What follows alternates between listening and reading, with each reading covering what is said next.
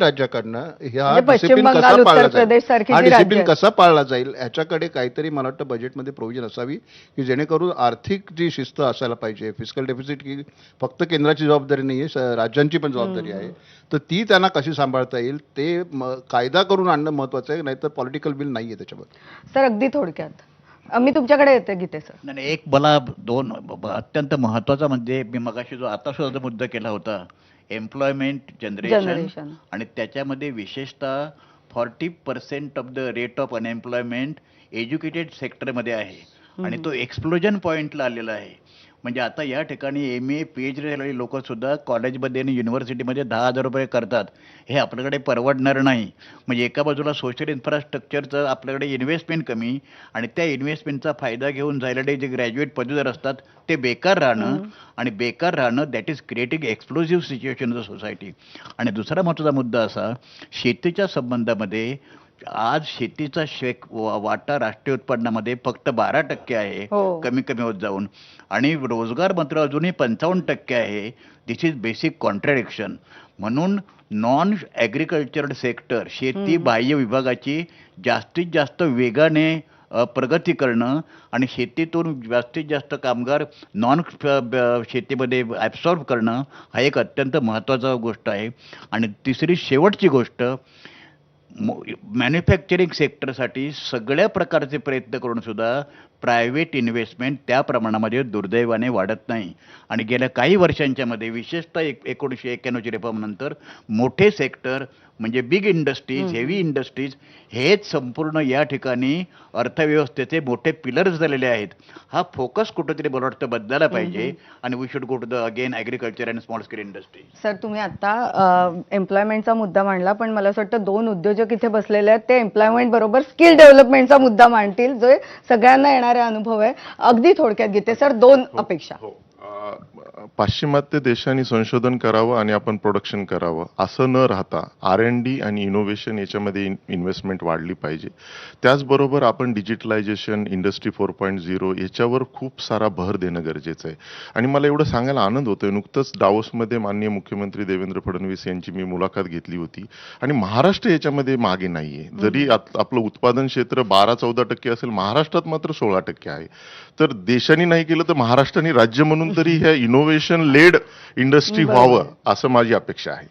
नाही, खूप महत्वाच्या अपेक्षा. आणि मला यात एक आवडलेली गोष्ट म्हणजे तुम्ही सगळ्यांनी R&D वर जास्त भर दिलेला आहे. सर तुम्ही या सगळ्यांच्या कमेंट्स ऐकल्या, तुम्ही काय अपेक्षा व्यक्त कराल आणि ह्यांच्या ज्या अपेक्षा आहेत त्या वाटतं का पूर्ण होतील? पहिली अपेक्षा म्हणजे नवीन तामिळमधलं काही श्लोक आपल्याला ऐकायला मिळते. मला एवढं सांगायचं आहे की मोदीजी ज्या प्रकारे त्यांनी एक लाईन घेऊन चाललेले आहे, मी छोट्या छोट्या गोष्टींवर बोलणार नाही. या चॅलेंजिंग पिरियडमध्ये देखील जागतिक स्तरावर अर्थव्यवस्था जेव्हा 3.5% वाढते आहे तेव्हा आपण 7.2% वाढतोय. तोच दर पुढच्या वर्षी टिकवायचा, त्याच्यावर देखील जायचं आहे.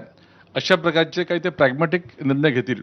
जसं मोदीजी कठोर निर्णय आणि म्हणतात की बिनधास्त निर्णय घेण्यासाठी प्रसिद्ध आहे. जसं RBI आधी 25,000 कोटीपर्यंत डिव्हिडंड द्यायचे, त्यांनी एका वर्षी 2.25 लाख कोटी केला. म्हणजे अनट्रॅडिशनली. कारण जर आपण भल्यासाठी काम करत असू तर ते लोकांच्या हितासाठी असेल तर लोक आपल्याला आपल्यासोबतच राहतील असा त्यांचा विश्वास आहे. त्यामुळे सगळ्यांना उपयोगी आपली अर्थव्यवस्था 7.2 ने वाढेल. ती वाढल्यामुळे रेव्हेन्यू वाढेल, रेव्हेन्यू वाढल्यामुळे रोजगार वाढेल, रोजगार वाढल्यामुळे वेलफेअर वाढतील. मला वाटतं या दृष्टीने अर्थसंकल्प असेल.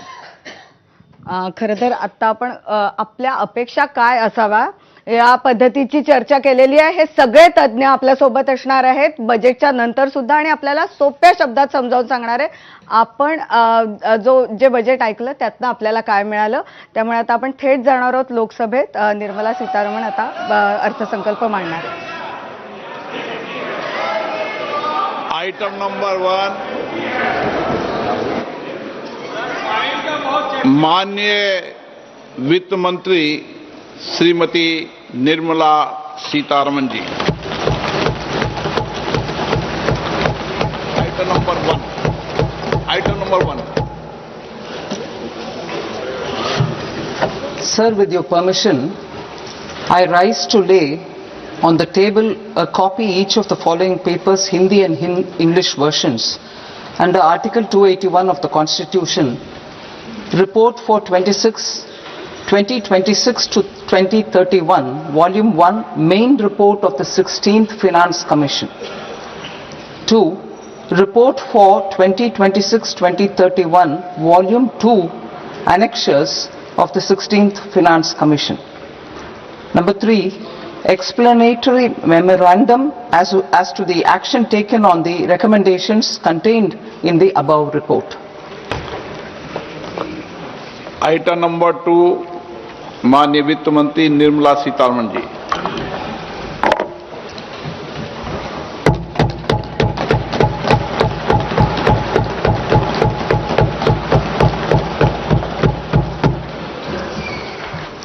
Honorable Speaker, sir, on the sacred occasion of Magh Purnima and the birth anniversary of Guru Ravidas, I present the budget for the year 2026-2027. Since we assumed office 12 years ago, India's economic trajectory has been marked by stability, fiscal discipline, sustained growth, and moderate inflation. This is the result of conscious choices we have made, even in times heightened uncertainty and disruption. Our government, led by Honorable Prime Minister Modi, has decisively and consistently chosen action over ambivalence, reform over rhetoric, and people over populism. We have pursued far-reaching structural reforms, fiscal prudence and monetary stability, whilst maintaining a strong thrust on public investment.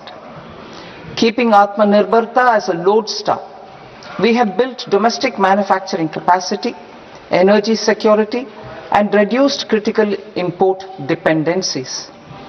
Simultaneously, we have ensured that citizens benefit from every action of the government, undertaking reforms to support employment generation, agricultural productivity, household purchasing power, and universal services to people. These measures have delivered a high growth rate of around 7% and helped us make substantial strides in poverty reduction and improvement in the lives of our people. Today, we face an external environment in which trade and multilateralism are imperiled and access to resources and supply chains are disrupted. New technologies are transforming production systems while sharply increasing demands on water, energy, and critical minerals. India will continue to take confident steps towards Vikasit Bharat, balancing ambition with inclusion. As a growing economy with expanding trade and capital needs, India must also remain deeply integrated with global markets, exporting more and attracting stable long-term investment. As I begin Part A, I want to express my gratitude to the people for standing firmly with us as we forge our way together towards becoming one of the largest economies of the world.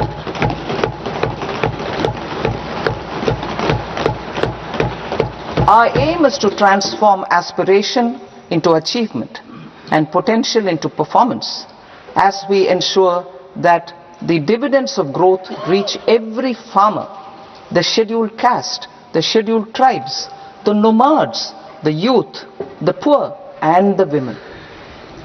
In Vikasit Bharat Young Leaders Dialogue 2026, several innovative ideas were shared with our Prime Minister, which have inspired many of the proposals, making this a unique Yuva Shakti-driven budget. Our government's sankalp is to focus on our poor, underprivileged, and the disadvantaged. To deliver on this sankalp, and given that this is the first budget prepared in Kartavya Bhavan, we are inspired by three Kartavya. Our first Kartavya is to accelerate and sustain economic growth by enhancing productivity and competitiveness and building resilience to volatile global dynamics. Our second kartavya is to fulfill aspirations of our people and build their capacity, making them strong partners in India's path to prosperity. Our third kartavya, aligned with our vision of Sabka Saath, Sabka Vikas, is to ensure that every family, community, region and sector has access to resources, amenities and opportunities for meaningful participation. This threefold approach requires a supportive ecosystem. The first requirement is to sustain the momentum of structural reforms, continuous, adaptive and forward-looking. Second, a robust and resilient financial sector is central to mobilizing savings, allocating capital efficiently and managing risks. Third, cutting-edge technologies, including AI applications, can serve us as force multipliers for better governance. Reform Express. Our government has undertaken comprehensive reforms towards creating employment, boosting productivity and accelerating growth. After the Prime Minister's announcement on Independence Day in 2025, over 350 reforms have been rolled out. This includes GST simplification, notification of labor codes, and rationalization of mandatory quality control orders. High-level committees have been formed, and in parallel, the central government is working with the state governments on deregulation and reducing compliance requirements. The Reform Express is well on its way and will maintain its momentum to help us fulfill our kartavya. I now move to specific proposals. Under our first kartavya, to accelerate and sustain economic growth, I propose interventions in 6 areas. 1. Scaling up manufacturing in 7 strategic and frontier sectors. 2. Rejuvenating legacy industrial sectors. 3. Creating champion MSMEs. 4. Delivering a powerful push for infrastructure. 5. Ensuring long-term security and stability. And 6. Developing city economic regions.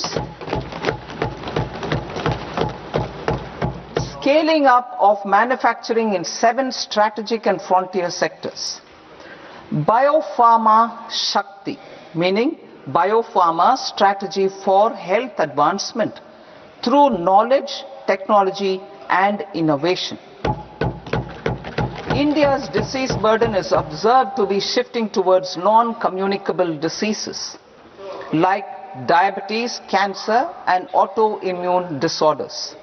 Biologic medicines are key to longevity and quality of life at affordable costs. To develop India as a global biopharma manufacturing hub,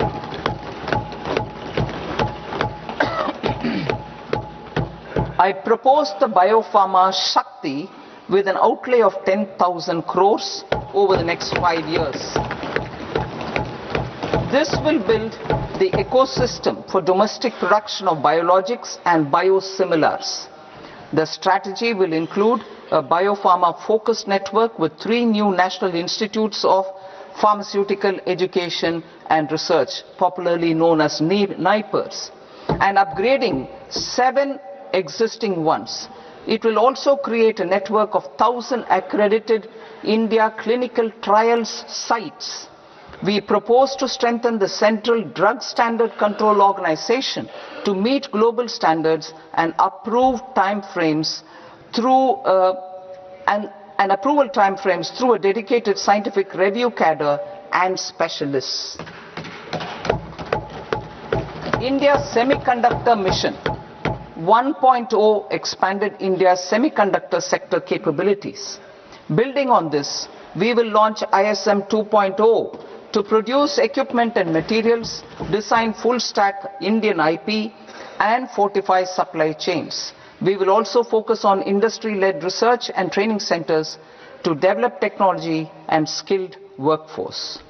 The Electronics Components Manufacturing Scheme, launched in April 2025 with an outlay of 22,919 crores, already has investment commitments at double the targets. We propose to increase the outlay to 40,000 crores to capitalize on this momentum.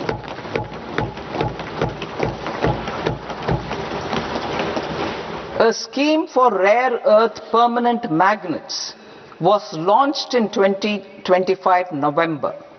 We now propose to support the mineral-rich states of Odisha, Kerala, Andhra Pradesh and Tamil Nadu to establish dedicated rare earth corridors to promote mining, processing, research and manufacturing. To enhance domestic chemical production and reduce import dependency, we will launch a scheme to support states in establishing 3 dedicated chemical parks through challenge route on a cluster-based plug-and-play model. Strong capital goods.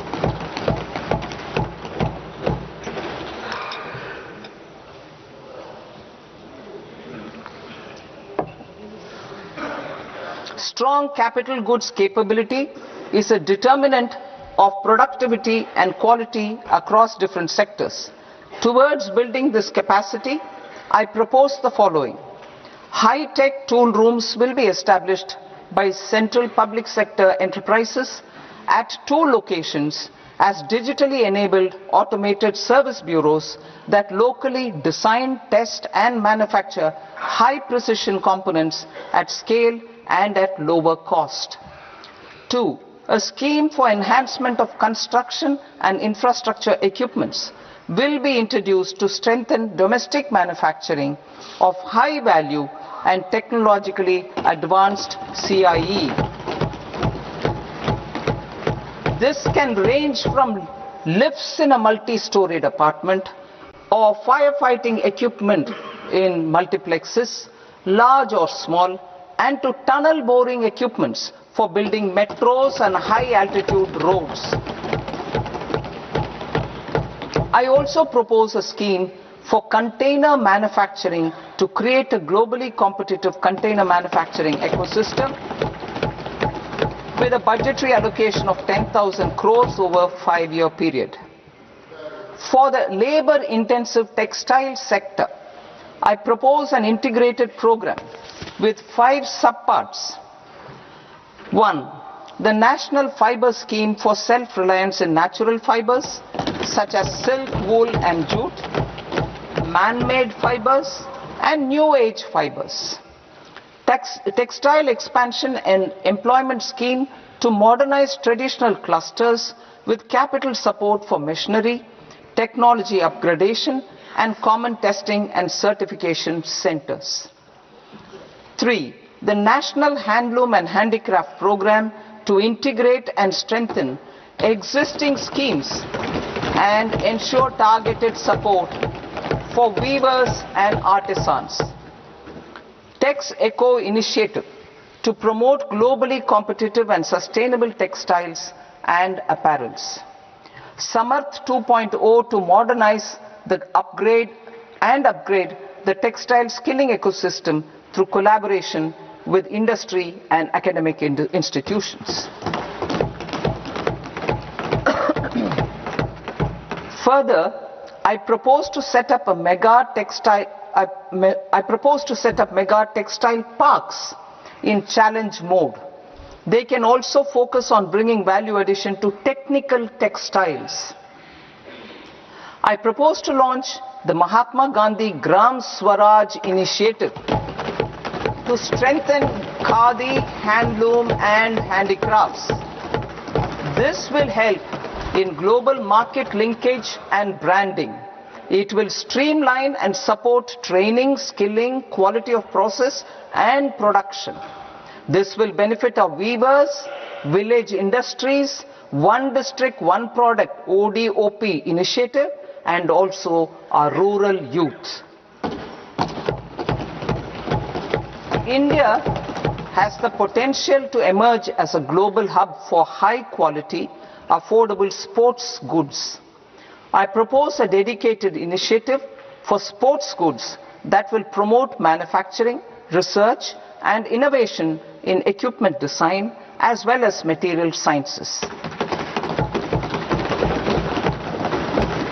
Rejuvenation of legacy industrial clusters. I propose to introduce a scheme to revive 200 legacy industrial clusters to improve their cost competitiveness and efficiency through infrastructure and technology upgradation. Creating champion SMEs and supporting micro enterprises. Recognizing MSMEs as a vital engine of growth, I propose a three-pronged approach to help them grow as champions. Equity support. I propose to introduce a dedicated 10,000 crores SME growth fund to create future champions, incentivizing enterprises based on select criteria. I also propose to top up the Self-Reliant India Fund set up in 2021 with 2,000 crores to continue support to micro enterprises and maintain their access to risk capital. Liquidity support. With TREDS, more than 7 lakh crore has been made available to MSMEs. To leverage its full potential, I propose 4 measures. 1. Mandate TREDS as the transaction settlement platform for all purchases from MSMEs by CPSEs, serving as a benchmark for other corporates. 2. Introduce a credit guarantee support mechanism through CGTMSE for invoice discounting on TREDS platform. 3. Link GEM with TREDS for sharing information with financiers about government purchases from MSMEs, encouraging cheaper and quicker financing. 4. Introduce TREDS receivables as asset-backed securities, helping develop a secondary market, enhancing liquidity and settlement of transactions. Professional support. Government will facilitate professional institutions such as the ICAI, ICSI, ICMAI to design short-term modular courses and practical tools to develop a cadre of corporate mitras, especially in Tier 2 and Tier 3 towns. These accredited para-professionals will help MSMEs meet compliance requirements at affordable costs. Infrastructure. During this past decade, our government has undertaken several initiatives for large-scale enhancement of public infrastructure, including through new financing instruments such as Infrastructure Investment Trust (InvITs) and Real Estate Investment Trust (REITs), and institutions like NIIF and NABFID. We shall continue to focus on developing infrastructure in cities with over 5 lakh population, that is Tier 2, Tier 3 cities, which have expanded to become growth centers. Public capital expenditure has increased manifold from 2 lakh crore in 2014-15 to an allocation of 11.2 lakh crore in BE 25-26.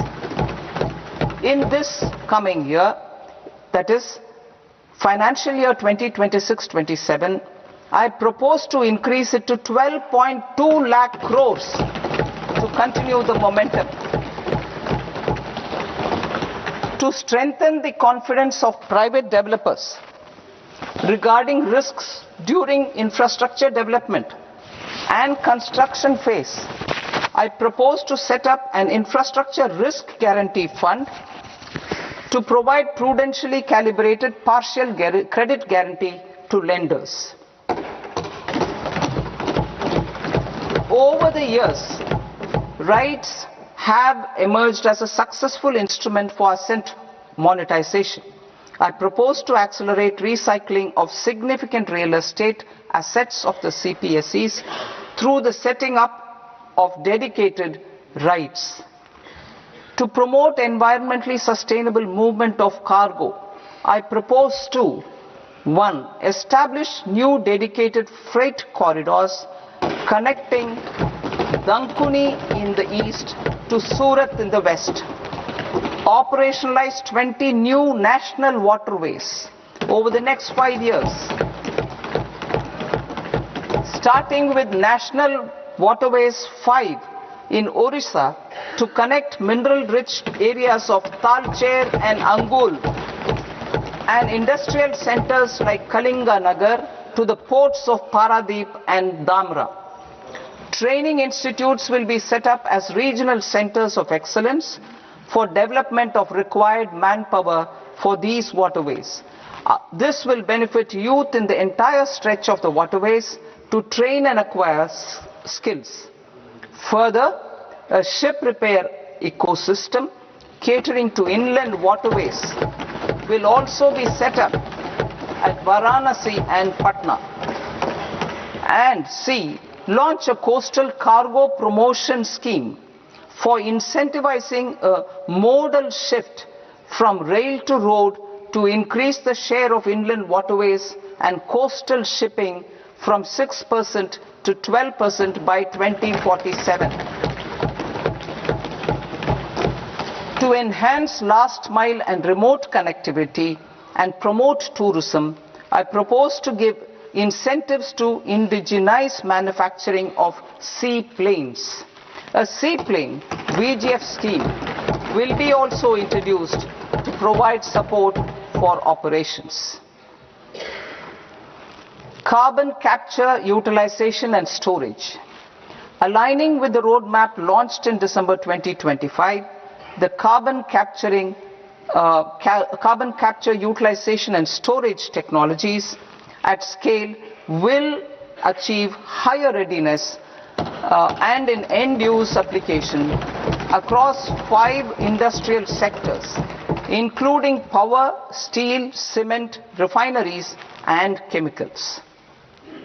An outlay of 20,000 crore is proposed over the next 5 years for this purpose. City economic regions. Cities are India's engines of growth, innovation and opportunities.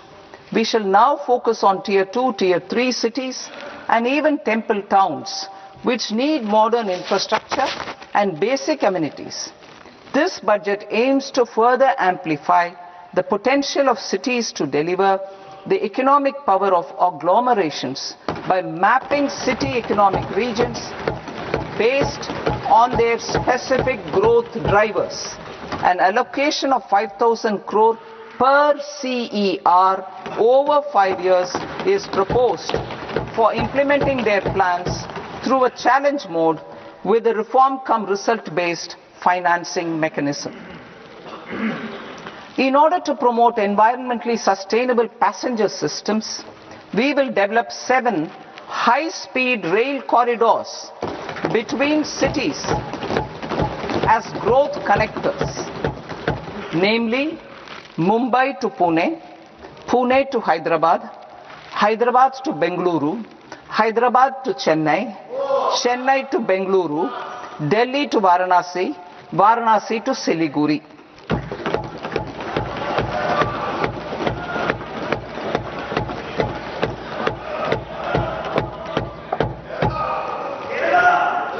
Financial sector. The Indian banking sector today is characterized by strong balance sheet, historic highs in profitability, improved asset quality and coverage exceeding 98% of villages in the country. At this juncture, we are well placed to futuristically evaluate the measures needed to continue on the path of reform-led growth of this sector. I propose setting up a high-level committee on banking for Vikasit Bharat.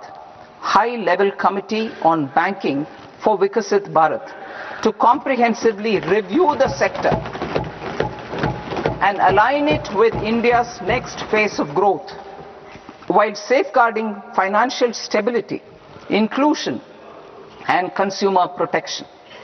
The vision for NBFCs for Vikasit Bharat has been outlined with clear targets for credit disbursement and technology adoption in order to achieve scale and improve efficiency in the public sector NBFCs.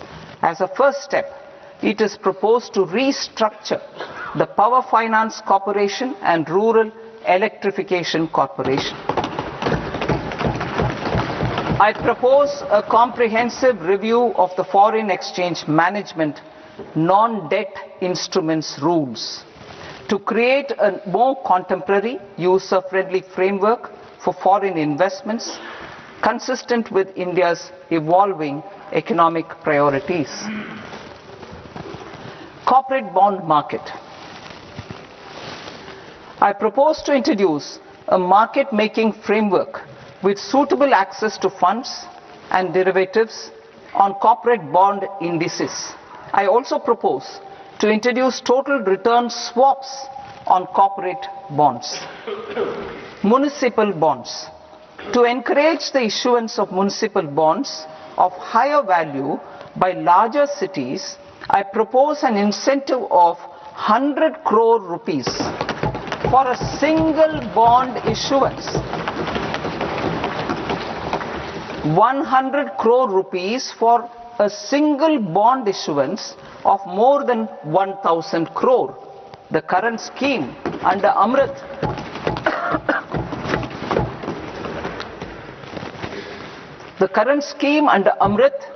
which incentivizes issuances up to 200 crores only, will also continue to support smaller and medium towns. That will also continue to support the smaller and medium towns. Ease of doing business.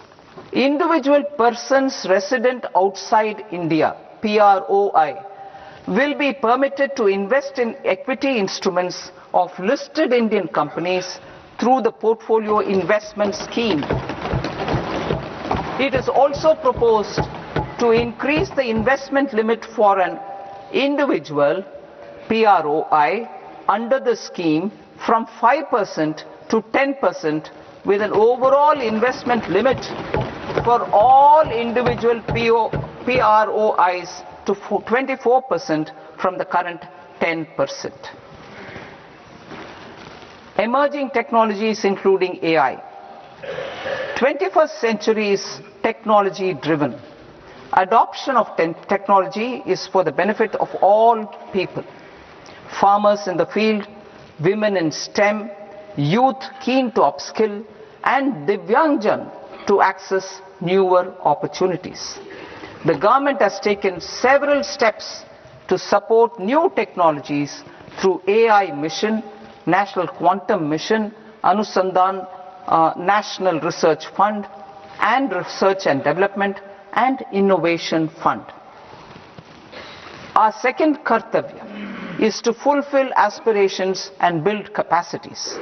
Close to 25 crore individuals have come out of multi-dimensional poverty through a decade of our government's sustained and reform-oriented efforts.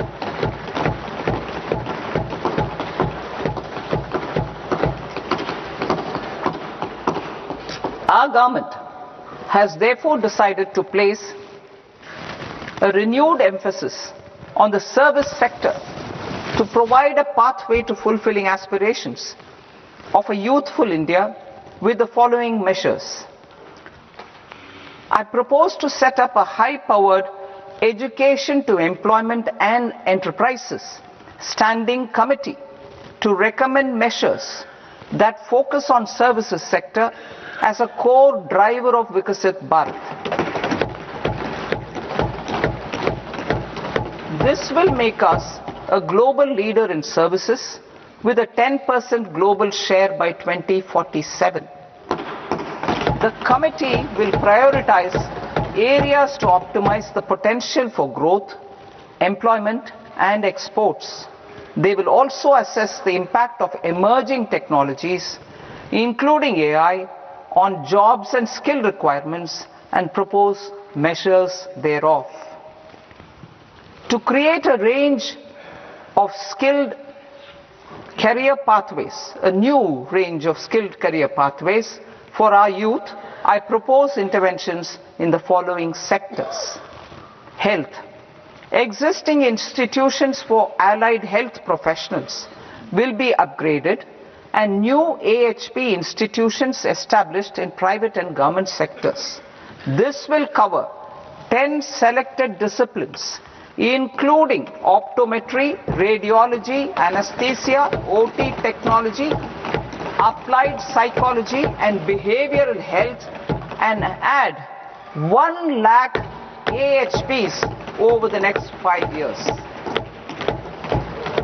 A strong care system covering geriatric and allied care services will be built. A variety of NSQF aligned programs will be developed to train multi-skilled caregivers, combining core care and allied skills such as wellness, yoga, and operation of medical assistive devices. In the coming year, 1.5 lakh caregivers will be trained.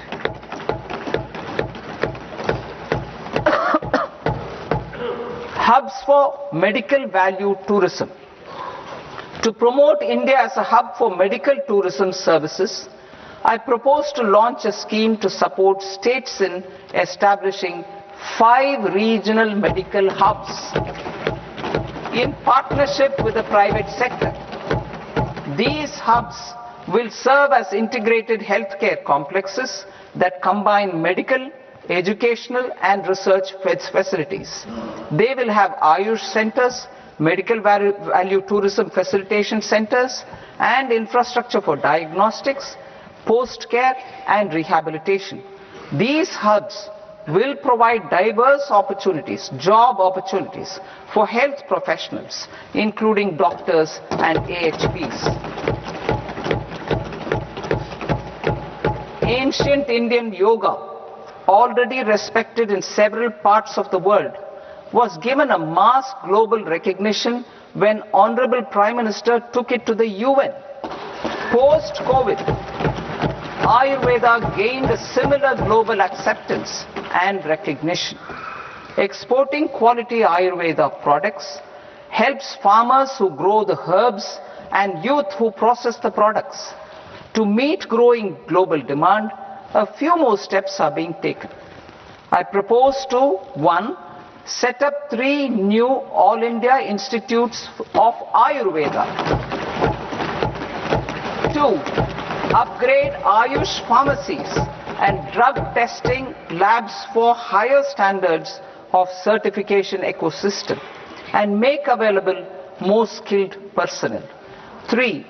Upgrade the WHO Global Traditional Medicine Center in Jamnagar to bolster evidence-based research, training and awareness for traditional medicine. Animal husbandry.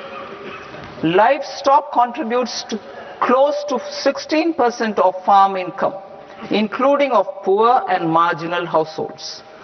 To scale up availability of veterinary professionals by more than 20,000, I propose to roll out a loan-linked capital subsidy support scheme for establishment of veterinary and para-veterinary colleges, veterinary hospitals, diagnostic laboratories, and breeding facilities in private sector. Collaboration between Indian and foreign institutions will also be facilitated. Orange economy. India's animation, visual effects, gaming and comics sector, ABGC sector, is a growing industry projected to require 2 million professionals by 2030. I propose support I propose to support the Indian Institute of Creative Technologies, Mumbai, in setting up ABGC Content Creator Labs in 15,000 secondary schools all over the country and 500 colleges. The Indian design industry is expanding rapidly, and yet there is a shortage of Indian designers. I propose to establish, through Challenge Route, a new National Institute of Design to boost design education and development in the eastern region of India. Education. Our government will support states through Challenge Route in creating 5 university townships in the vicinity of major industrial and logistics corridors. These planned academic zones will host multiple universities, colleges and research institutions, skill centers and residential complexes. In higher education, STEM institutions, prolonged hours of study and laboratory work pose some challenges for girl students. Through VGF,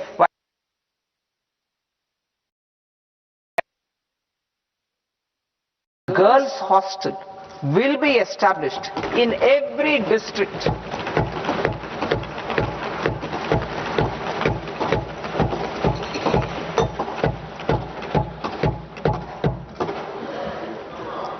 To promote via immersive experiences. 4 scope infrastructure facilities will be set up or upgraded. The National Large Solar Telescope, the National Large Optical Infrared Telescope, the Himalayan Chandra Telescope, and the Cosmos 2 Planetarium. Tourism.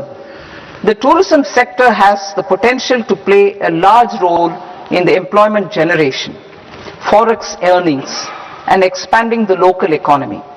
I propose to set up a National Institute of Hospitality by upgrading the existing National Council for Hotel Management and Catering Technology. It will function as a bridge between academia, industry, and government. I also propose a pilot scheme for upskilling 10,000 guides in 20 iconic tourist sites through a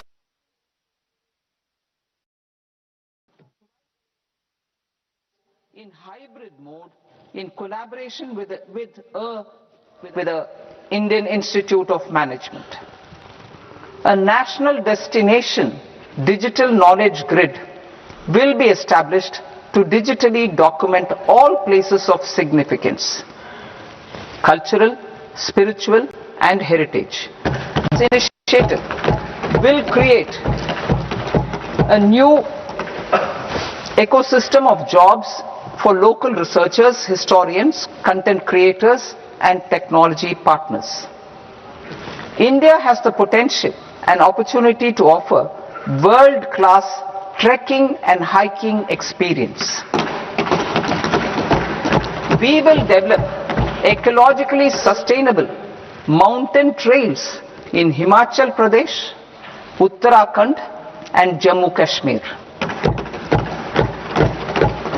Also in Araku Valley in the Eastern Ghats and Podigai Malai in the Western Ghats. Turtle trails along key nesting sites in the coastal areas of Odisha, Karnataka and Kerala.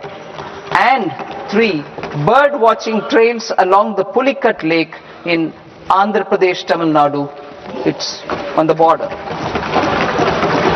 Under the visionary leadership of Honorable Prime Minister, we established the International Big Cat Alliance in 2024. This year, India is hosting the first ever Global Big Cat Summit, where heads of governments and ministers from 95 range countries will will deliberate on collective strategies for conservation. Heritage and culture tourism.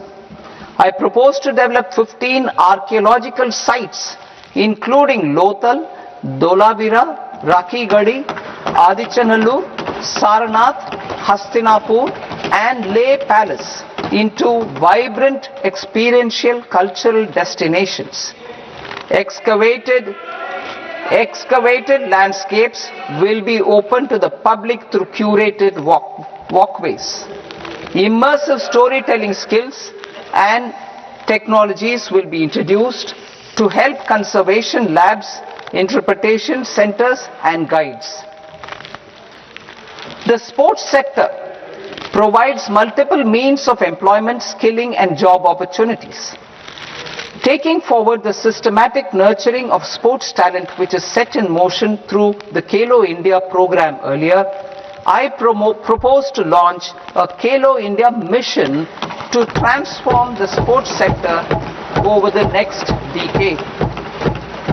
The mission will facilitate an integrated talent development pathway supported by training centers which are foundational, intermediate and elite levels.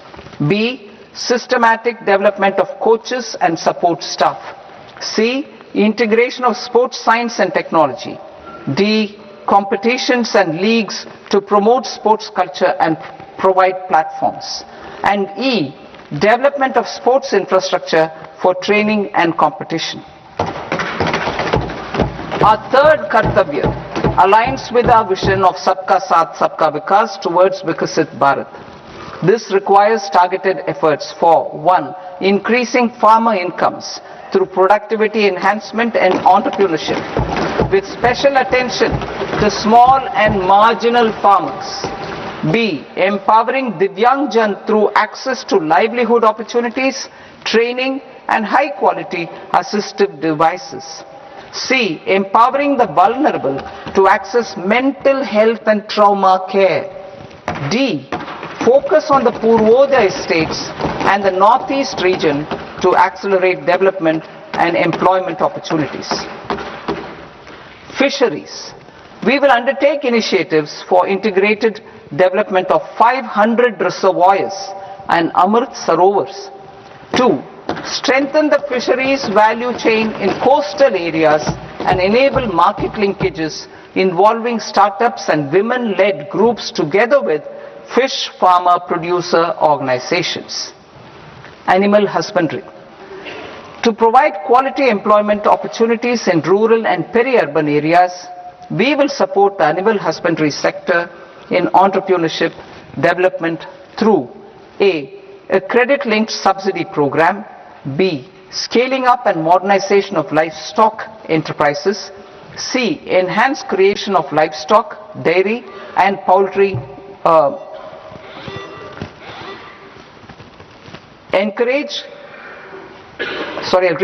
Enhanced creation of livestock, dairy and poultry focused integrated value chains, and D. Encourage creation of livestock farmer producer organizations. High value agriculture. To diversify farm outputs, increase productivity, enhance farmers' incomes and create new employment opportunities, we will support high value crops such as coconut, sandalwood, cocoa, cashew in the coastal areas, agar trees in northeast and nuts such as almonds, walnuts and pine nuts in our hilly regions. These all of them will be supported. India is the world's largest producer of coconuts. About 30 million people, including nearly 10 million farmers, depend on coconuts for their livelihood.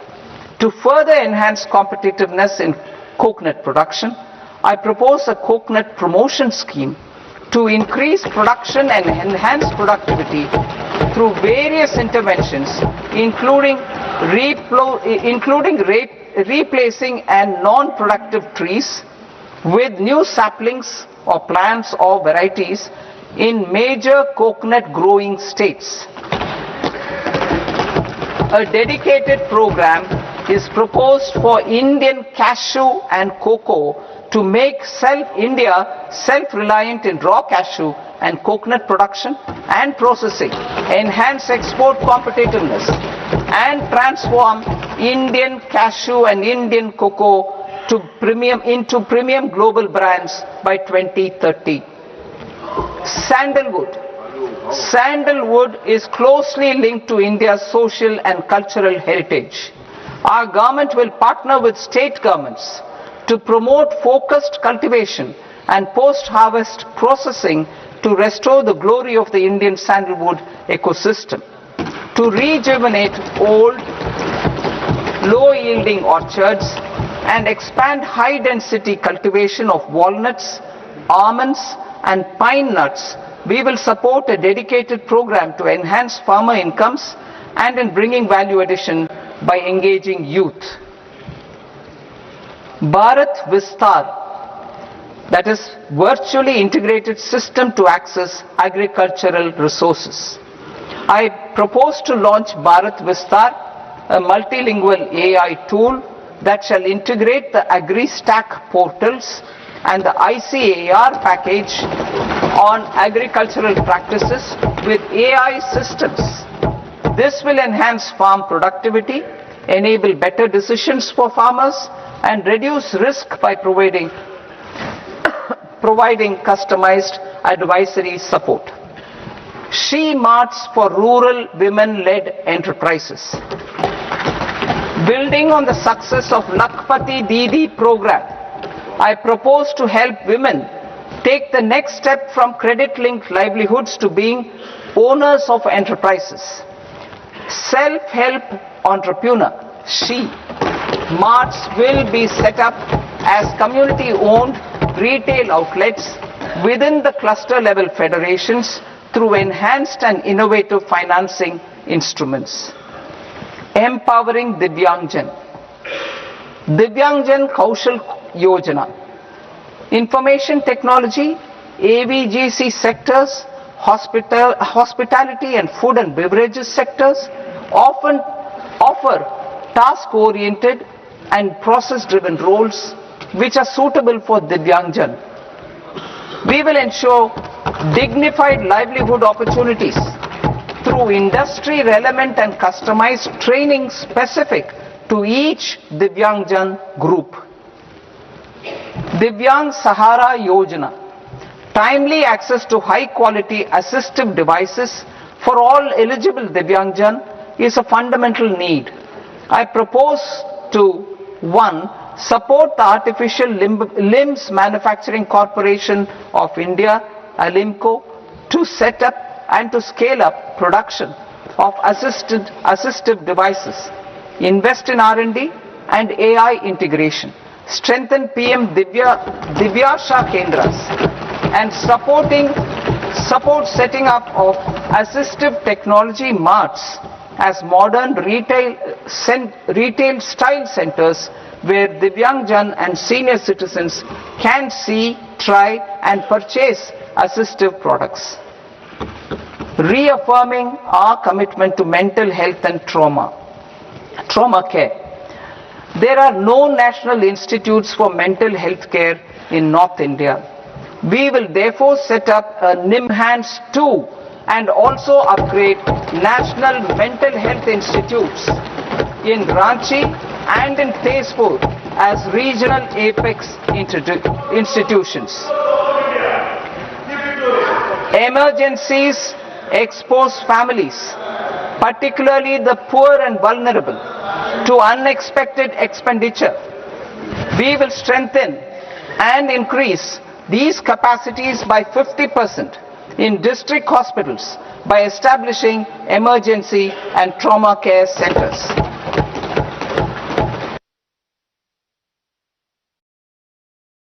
And northeastern regions. Purvodaya. I propose the development of an integrated East Coast industrial corridor with a well-connected node at Durgapur, creation of 5 tourism destinations in 5 Purvodaya states, and the provision of 4,000 e-buses. Buddhist sites in northeastern region. The northeastern region is a civilizational confluence of Theravada and Mahayana or Vajrayana traditions.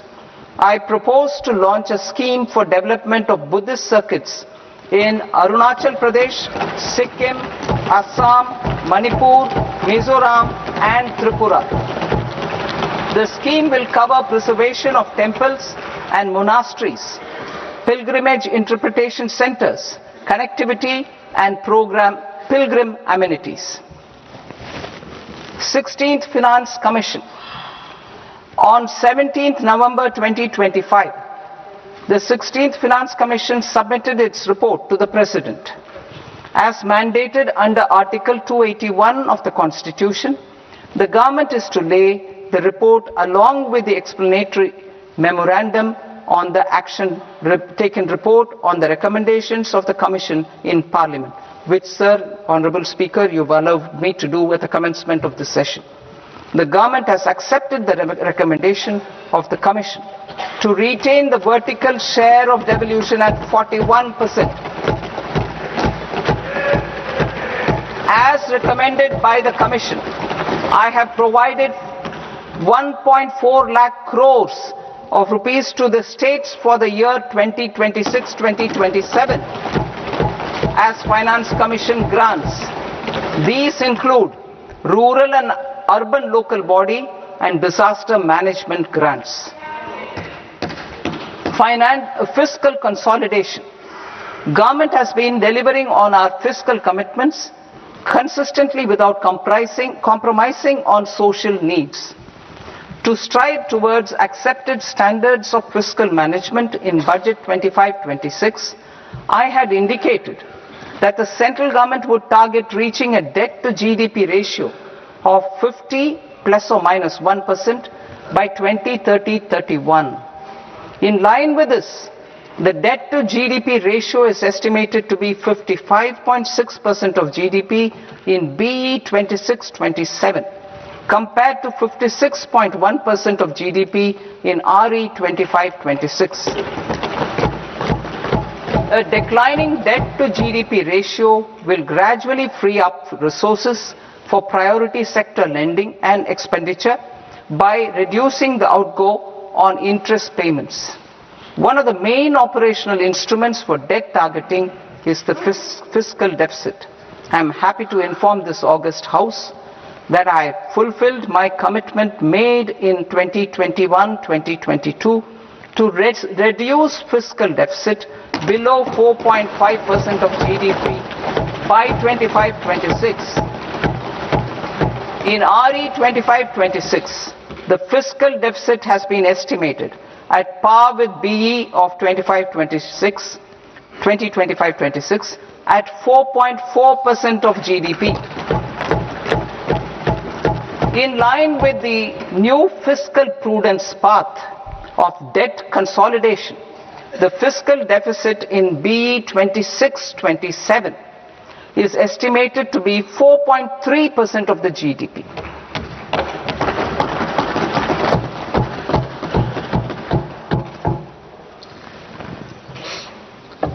The revised estimates of the non-debt receipts are 34 lakh crore rupees, of which the centre's net tax receipts are 26.7 lakh crore.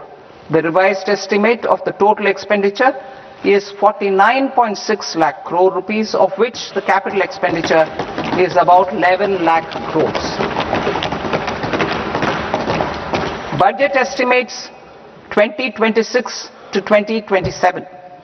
Coming to 26-27, the non-debt receipts and the total expenditure are estimated as 36.5 lakh crore and 53.5 lakh crore respectively. The centre's net tax receipts are estimated at 28.7 lakh crore rupees. To finance the fiscal deficit, the net market borrowings from dated securities are estimated at 11.7 lakh crore rupees. The balance financing is expected to come from small savings and other sources. The gross market borrowings are estimated at 17.2 lakh crore rupees. I'll now move to Part B. Part B, direct taxes.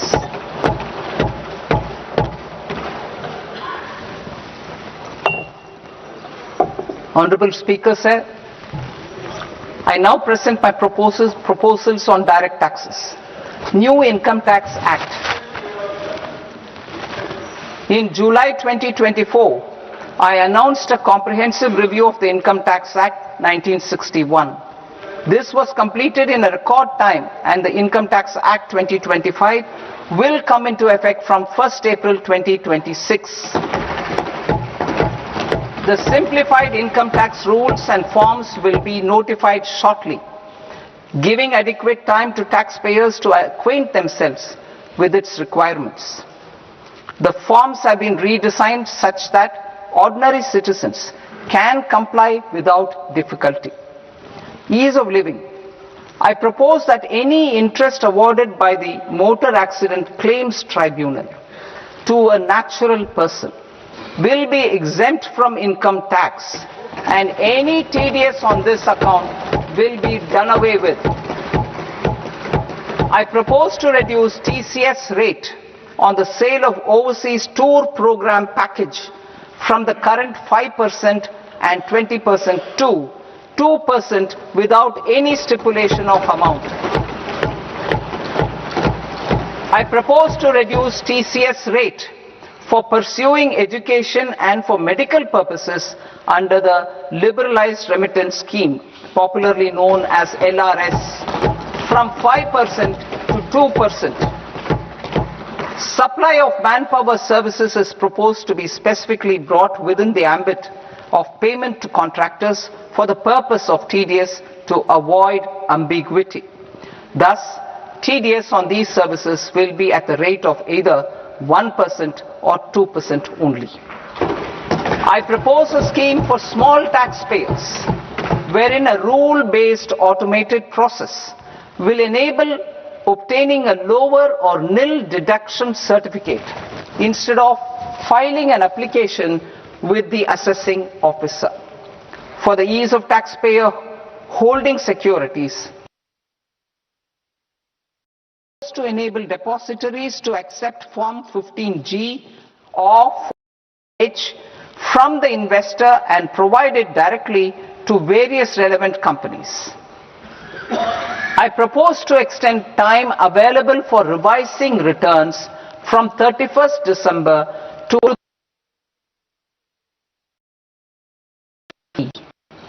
I also propose to stagger the timeline for filing of tax returns.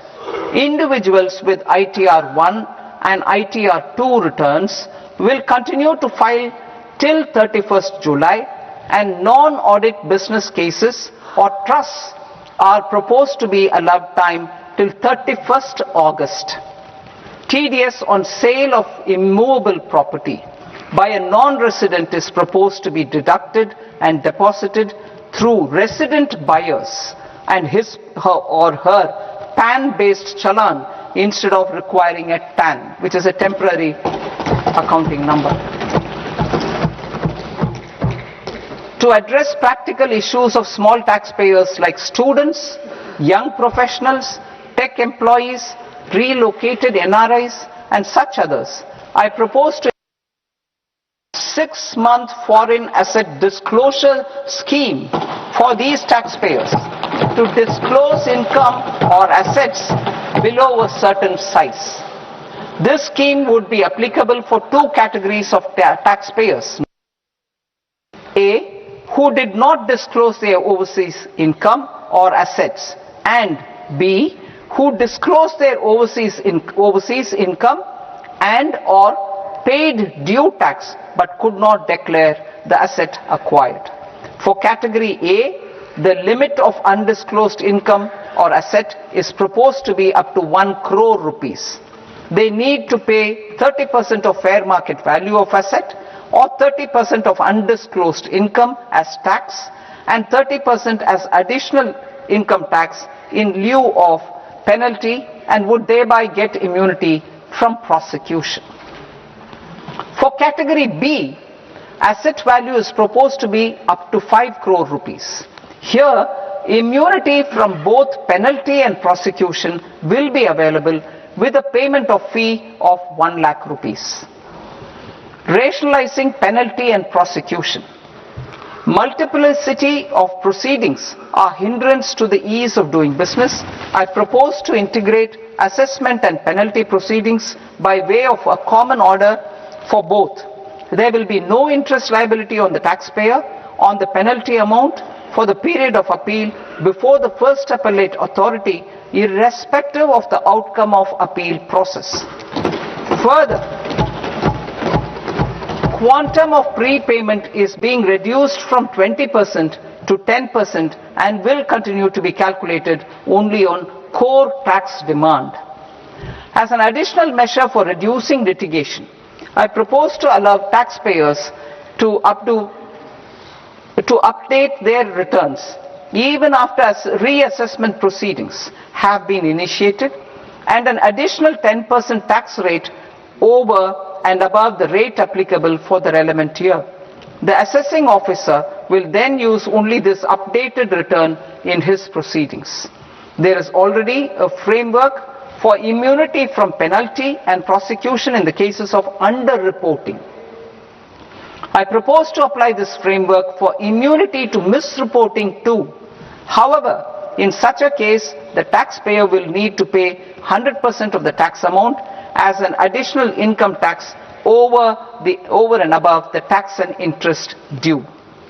Penalties for certain technical defaults, such as failure to get accounts audited, non-furnishing of transfer pricing audit report, and default in furnishing statement for financial transactions are proposed to be converted into fee.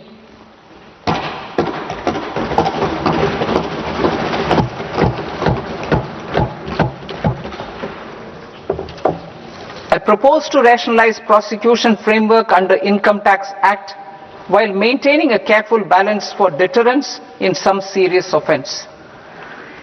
Non-production of books of account and documents and requirement of tedious payment where payment is made in kind are being decriminalized. Further, minor offences will attract fine only. The remaining prosecutions will be graded commensurate with the quantum of offence. They will entail only simple imprisonment with maximum imprisonment reduced to 2 years and power to courts to convert even those into fines. There is no penalty. There is no penalty presently for non-disclosure of non-immovable foreign assets with aggregate value less than 20 lakh rupees. I propose to also provide them with immunity from prosecution with retrospective effect from 1/10/2024.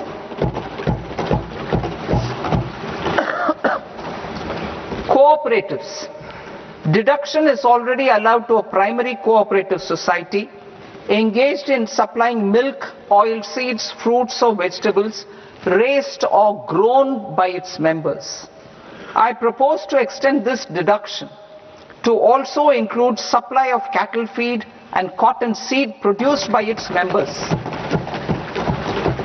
I propose to allow inter-cooperative society dividend income as deduction under the new tax regime to the extent it is further distributed to its members. I further propose to allow exemption for a period of 3 years to dividend income received by a notified national cooperative federation on their investments made in companies up to 31/1/2026. This exemption would be allowed only for dividends further distributed to its member cooperatives. Supporting IT sector as India's growth engine.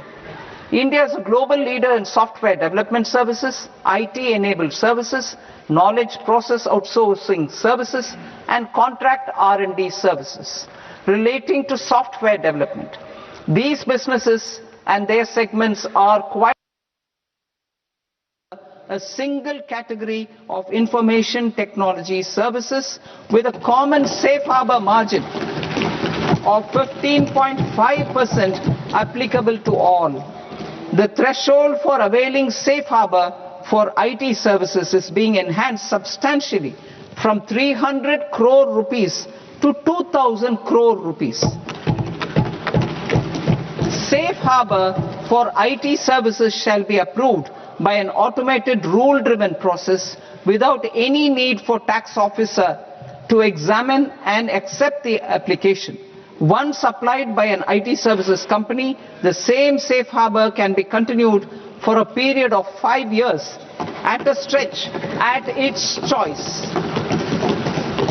For IT services companies who want to conclude advanced pricing agreement, APA, I propose to fast-track unilateral APA process for IT services and endeavor to conclude it within a period of 2 years. The period of 2 years can be extended by a further period of 6 months on taxpayers' request. I propose to extend the facility of modified returns available to the entity entering APA to its associated entities also. Attracting global business and investment. Recognizing the need to enable critical infrastructure and boost investment in data centers, I propose to provide tax holiday till 2047 to any foreign company that provides cloud services to customers globally by using data center services from India. It will, however, need to provide services to Indian customers through an Indian reseller entity. I also propose to provide a safe harbor of 15% on cost in case the company providing data center services from India is a related entity.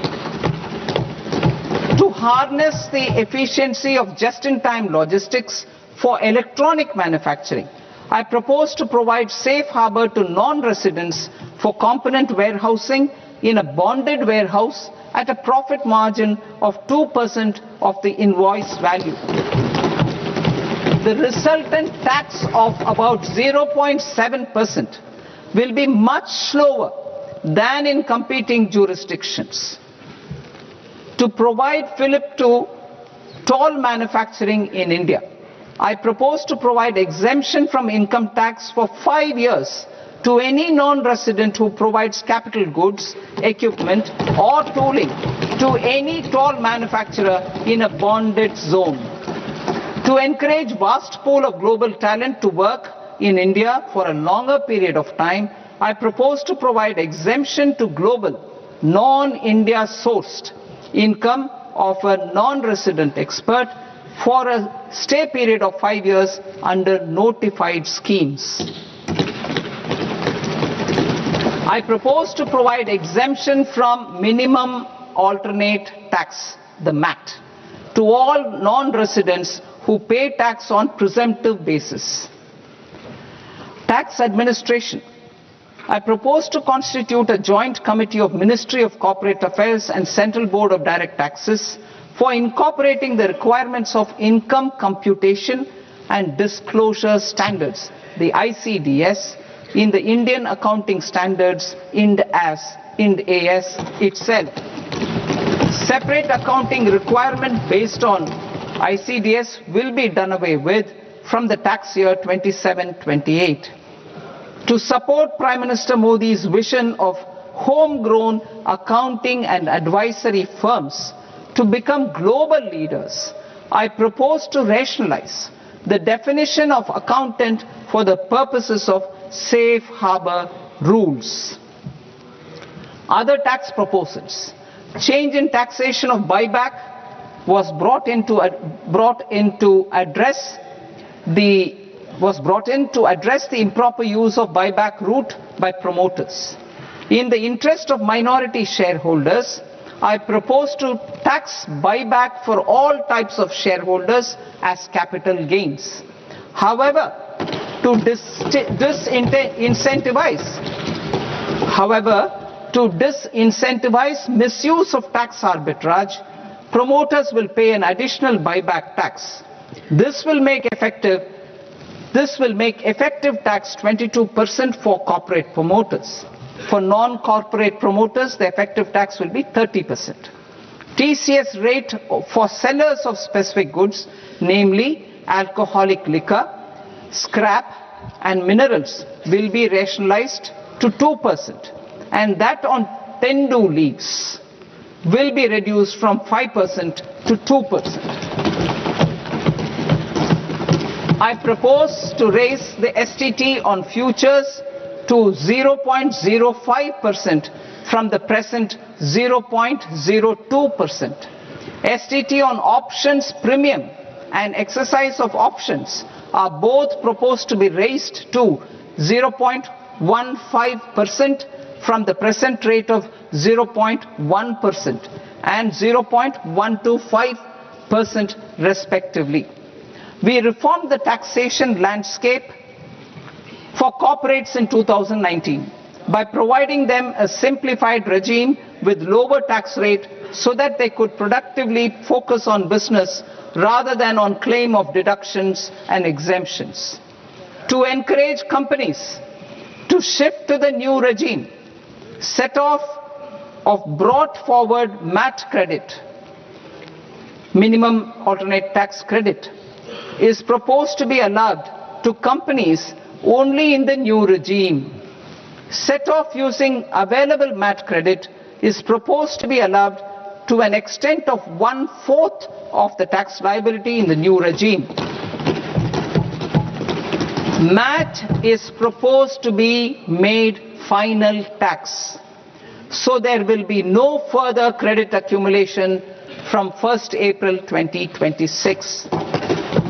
In line with this change, the rate of final tax is being reduced to 14% from the current MAT rate of 15%.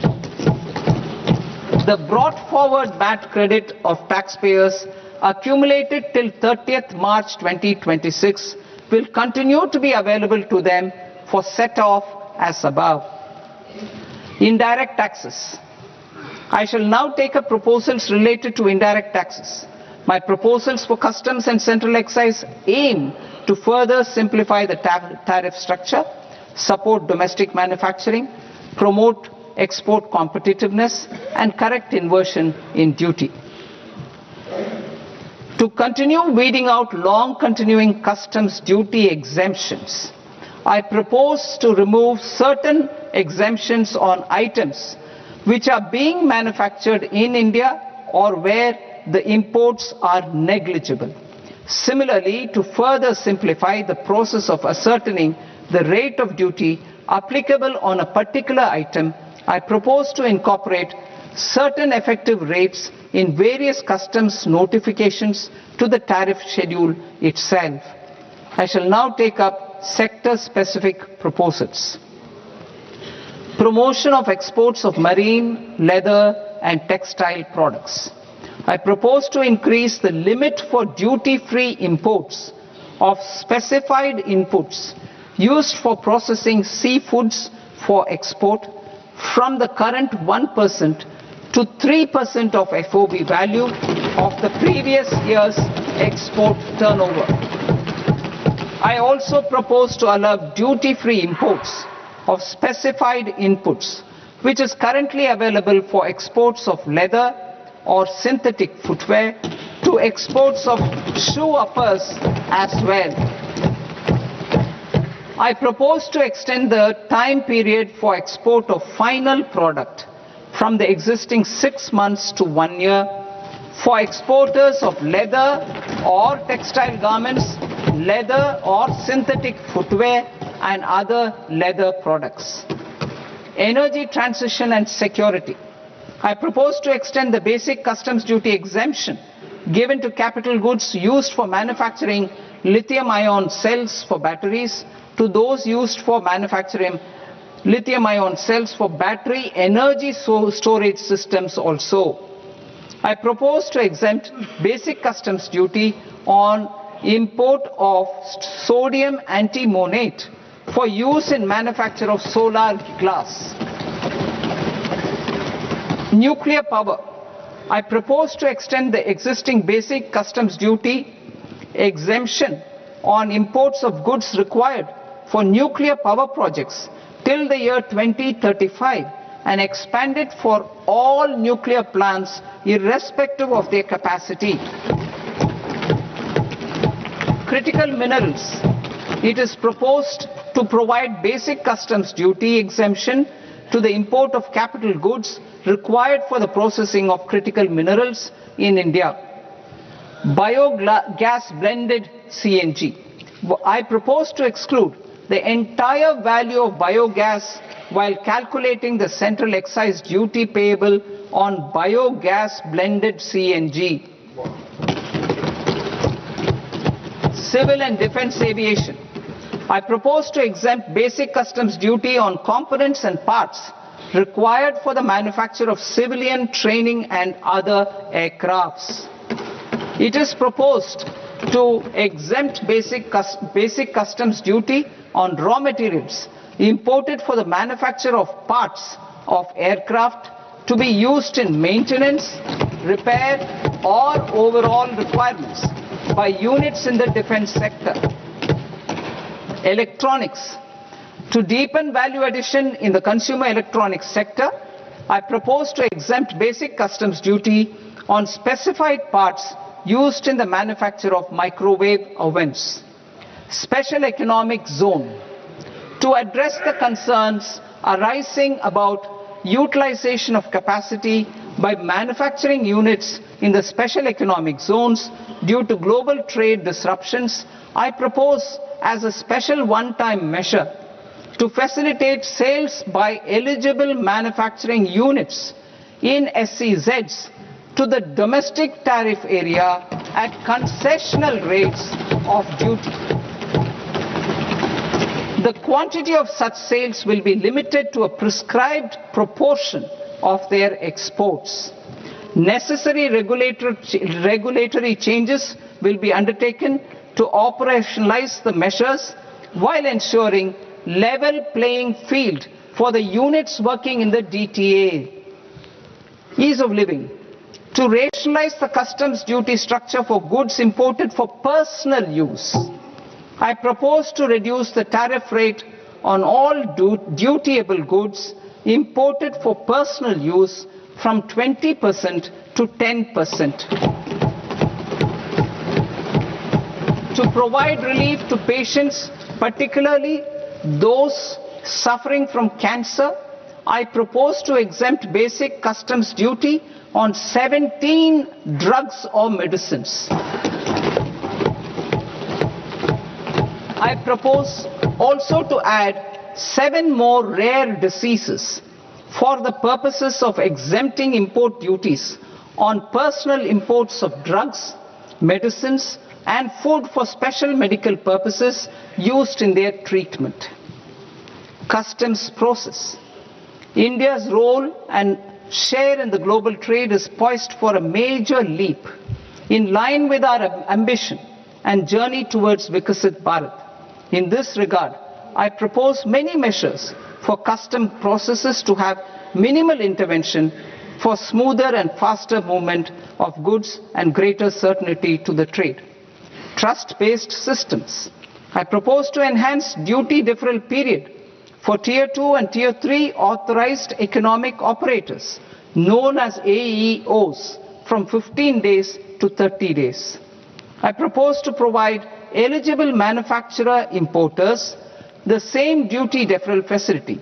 This should encourage them to get themselves accredited as a full-fledged Tier 3 AEO in due course.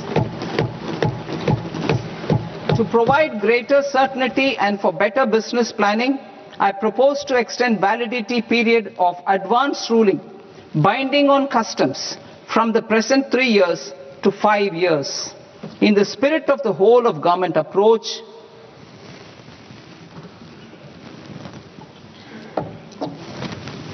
government agencies will be encouraged to leverage AEO accreditation for preferential treatment in clearing their cargo. Regular importers with trusted long-standing supply chains will be recognized in the risk system so that the need for verification of their cargo every time can be minimized.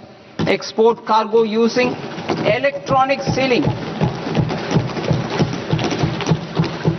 Export cargo using electronic sealing will be provided through clearance from the factory premises to the ship.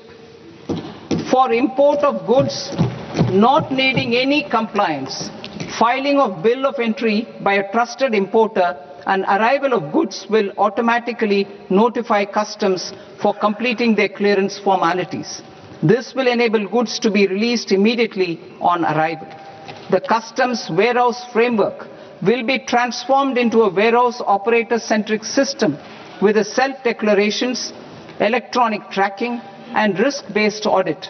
These reforms will move away from the current system of officer-dependent approvals and reduce transaction delays and compliance costs. Ease of doing business. Approvals required for cargo clearance from various government agencies will be seamlessly processed through a single and interconnected digital window by the end of the financial year.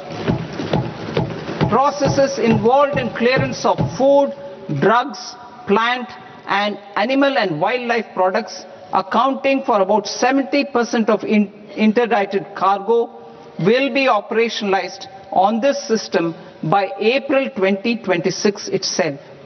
For goods not having any compliance requirement, clearance will be done by customs immediately after online registration is completed by the importer, subject to the payment of duty. Customs integrated system will be rolled out in 2 years as a single integrated and scalable platform for all customs processes. Utilization of non-intrusive scanning with advanced imaging and AI technology for risk assessment will be expanded in a phased manner with the objective to scan every container across all the major ports. New export opportunities to support Indian fishermen to fully harness the economic value of marine resources beyond our territorial waters. The following measures will be taken. A. Fish catch by an Indian fishing vessel in exclusive economic zone or on the high seas will be made free of duty. Landing of such fish on foreign port will be treated as export of goods. Safeguards will be put in place to prevent misuse during fish catch, transit or transshipment. To support aspirations of India's small businesses, artisans and startups to access global markets through e-commerce, I am pleased to announce complete removal of the current value cap of 10 lakh rupees per consignment on courier exports. In addition, handling of rejected and returned consignments will be improved with effective use of technology for identifying such consignments. I propose to revise provisions governing baggage clearance during international travel to address genuine concerns of passengers. The revised rules will enhance duty-free allowances in line with the present-day travel realities and provide clarity in temporary carriage of goods brought in or taken out. There are honest taxpayers who are willing to settle disputes by paying all their dues, but they get deterred due to negative connotation associated with penalty. They will now be able to close cases by paying an additional amount in lieu of penalty. Honorable Speaker, sir, with this I commend the budget to this august House. Jai Hind.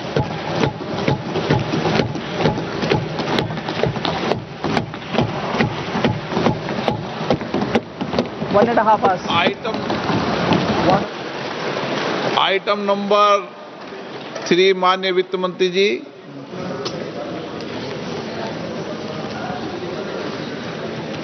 Item number 2, sir. 3। Sir, with your permission, I rise to lay on the table of the following statements under Section 3(1) of the Fiscal Responsibility and Budget Management Act of 2003. Medium-term fiscal policy, fiscal policy strategy statement, and macroeconomic framework statement. Item number 4, माननीय वित्त मंत्री जी। Sir, with your permission, I move for leave to introduce the Finance Bill 2026. प्रश्न ये कि विधेयक को पुनर्स्थापित करने की अनुमति प्रदान की जाए। जो सदस्य इस पक्ष में हाँ गए, जो सदस्य विरोध में ना गए, मेरे विचार में निर्णय हाँ वालों के पक्ष में, हाँ वालों के पक्ष में अनुमति प्रदान की जाती है। माननीय मंत्री जी, अब विधेयक पुनर्स्थापित करें। Sir, I introduce the bill. माननीय सदस्यगण, आपको सूचित किया जाता है कि माननीय वित्त मंत्री जी के बजट भाषण की कॉपी पब्लिकेशन काउंटर पर ली जाती है। बजट भाषण और बजट से संबंधित दस्तावेज आपके मोबाइल फोन और मेंबर पोर्टल्स पर ही उपलब्ध है। सभा की कार्रवाई कल सोमवार दिनांक 2 फरवरी 2026 को प्राप्त 11 बजे तक के लिए स्थगित की जाती है।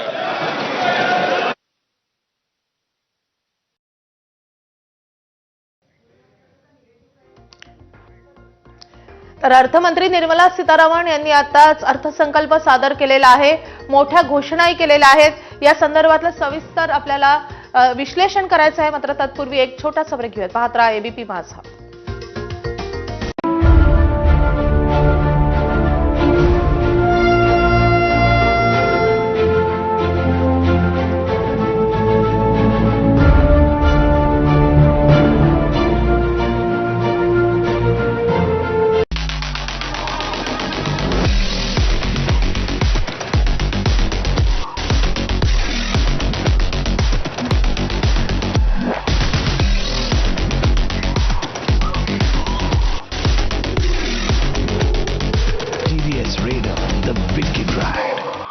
Website, YouTube, Facebook, Instagram, x platform अनेक, पसंती एक। सोशल मीडियाचा राजा एबीपी माझा।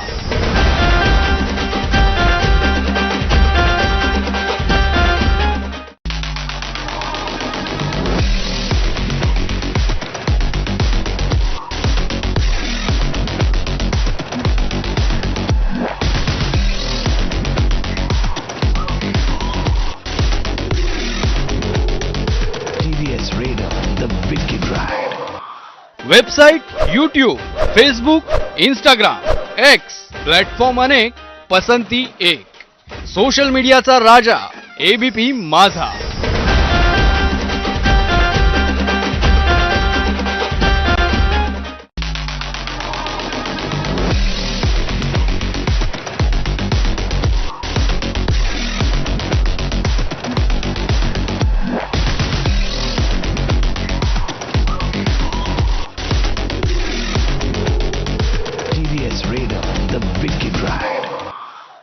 राज्यभरातील टीईटी परीक्षार्थी शिक्षकांना निवडणूक आयोगानं मोठा दिलासा दिलाय। जिल्हा परिषद आणि पंचायत समितीच्या निवडणुकीसाठी राज्यभरातील शिक्षकांना इलेक्शन ड्युटी लावण्यात आली होती, मात्र मतदानाच्या दिवशी टीईटी परीक्षा होत असल्यामुळे परीक्षेला बसणाऱ्या शिक्षकांची निवडणूक ड्युटी ही रद्द करण्याचा निर्णय प्रशासनानं घेतलाय।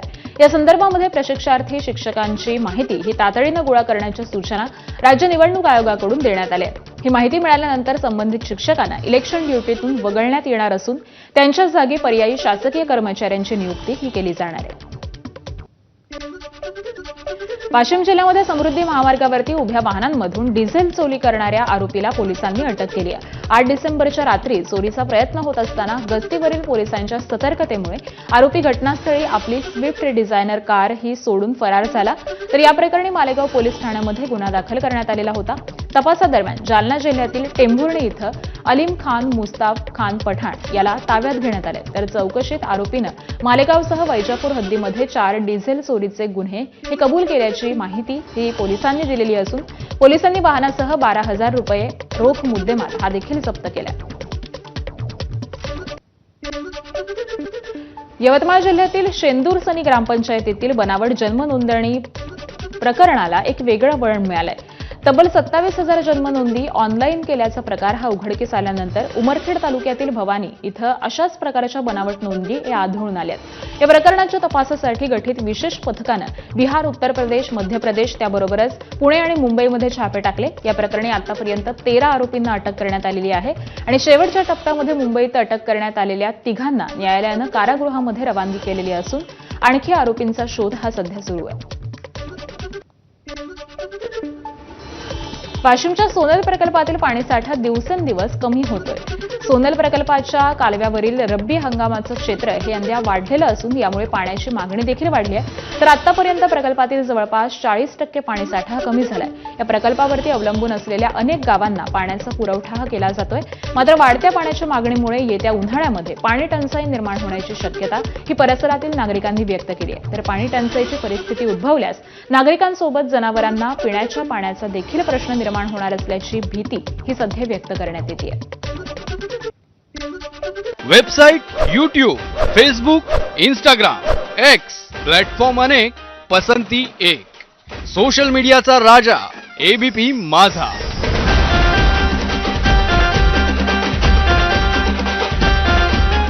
Website, YouTube, Facebook, Instagram, x platform अनेक, पसंती एक। सोशल मीडियाचा राजा एबीपी माझा।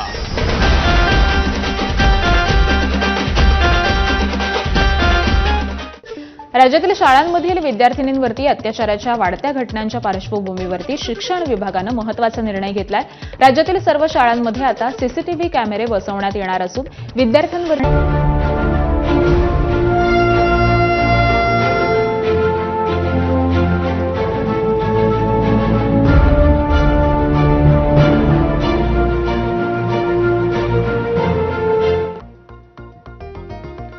नमस्कार, मी भारती सहस्रबुद्धे। अर्थ बजेटचा या आपल्या विशेष कार्यक्रमात तुम्हा सगळ्यांचं पुन्हा एकदा स्वागत आहे। थोड्याच वेळापूर्वी आज अर्थसंकल्प जाहीर झालाय, मात्र आपल्या ज्या चर्चा आहेत, डिस्कशन आहे, त्याकडे जाण्याआधी एक खूप मोठी बातमी येते थेट शेअर बाजारातनं।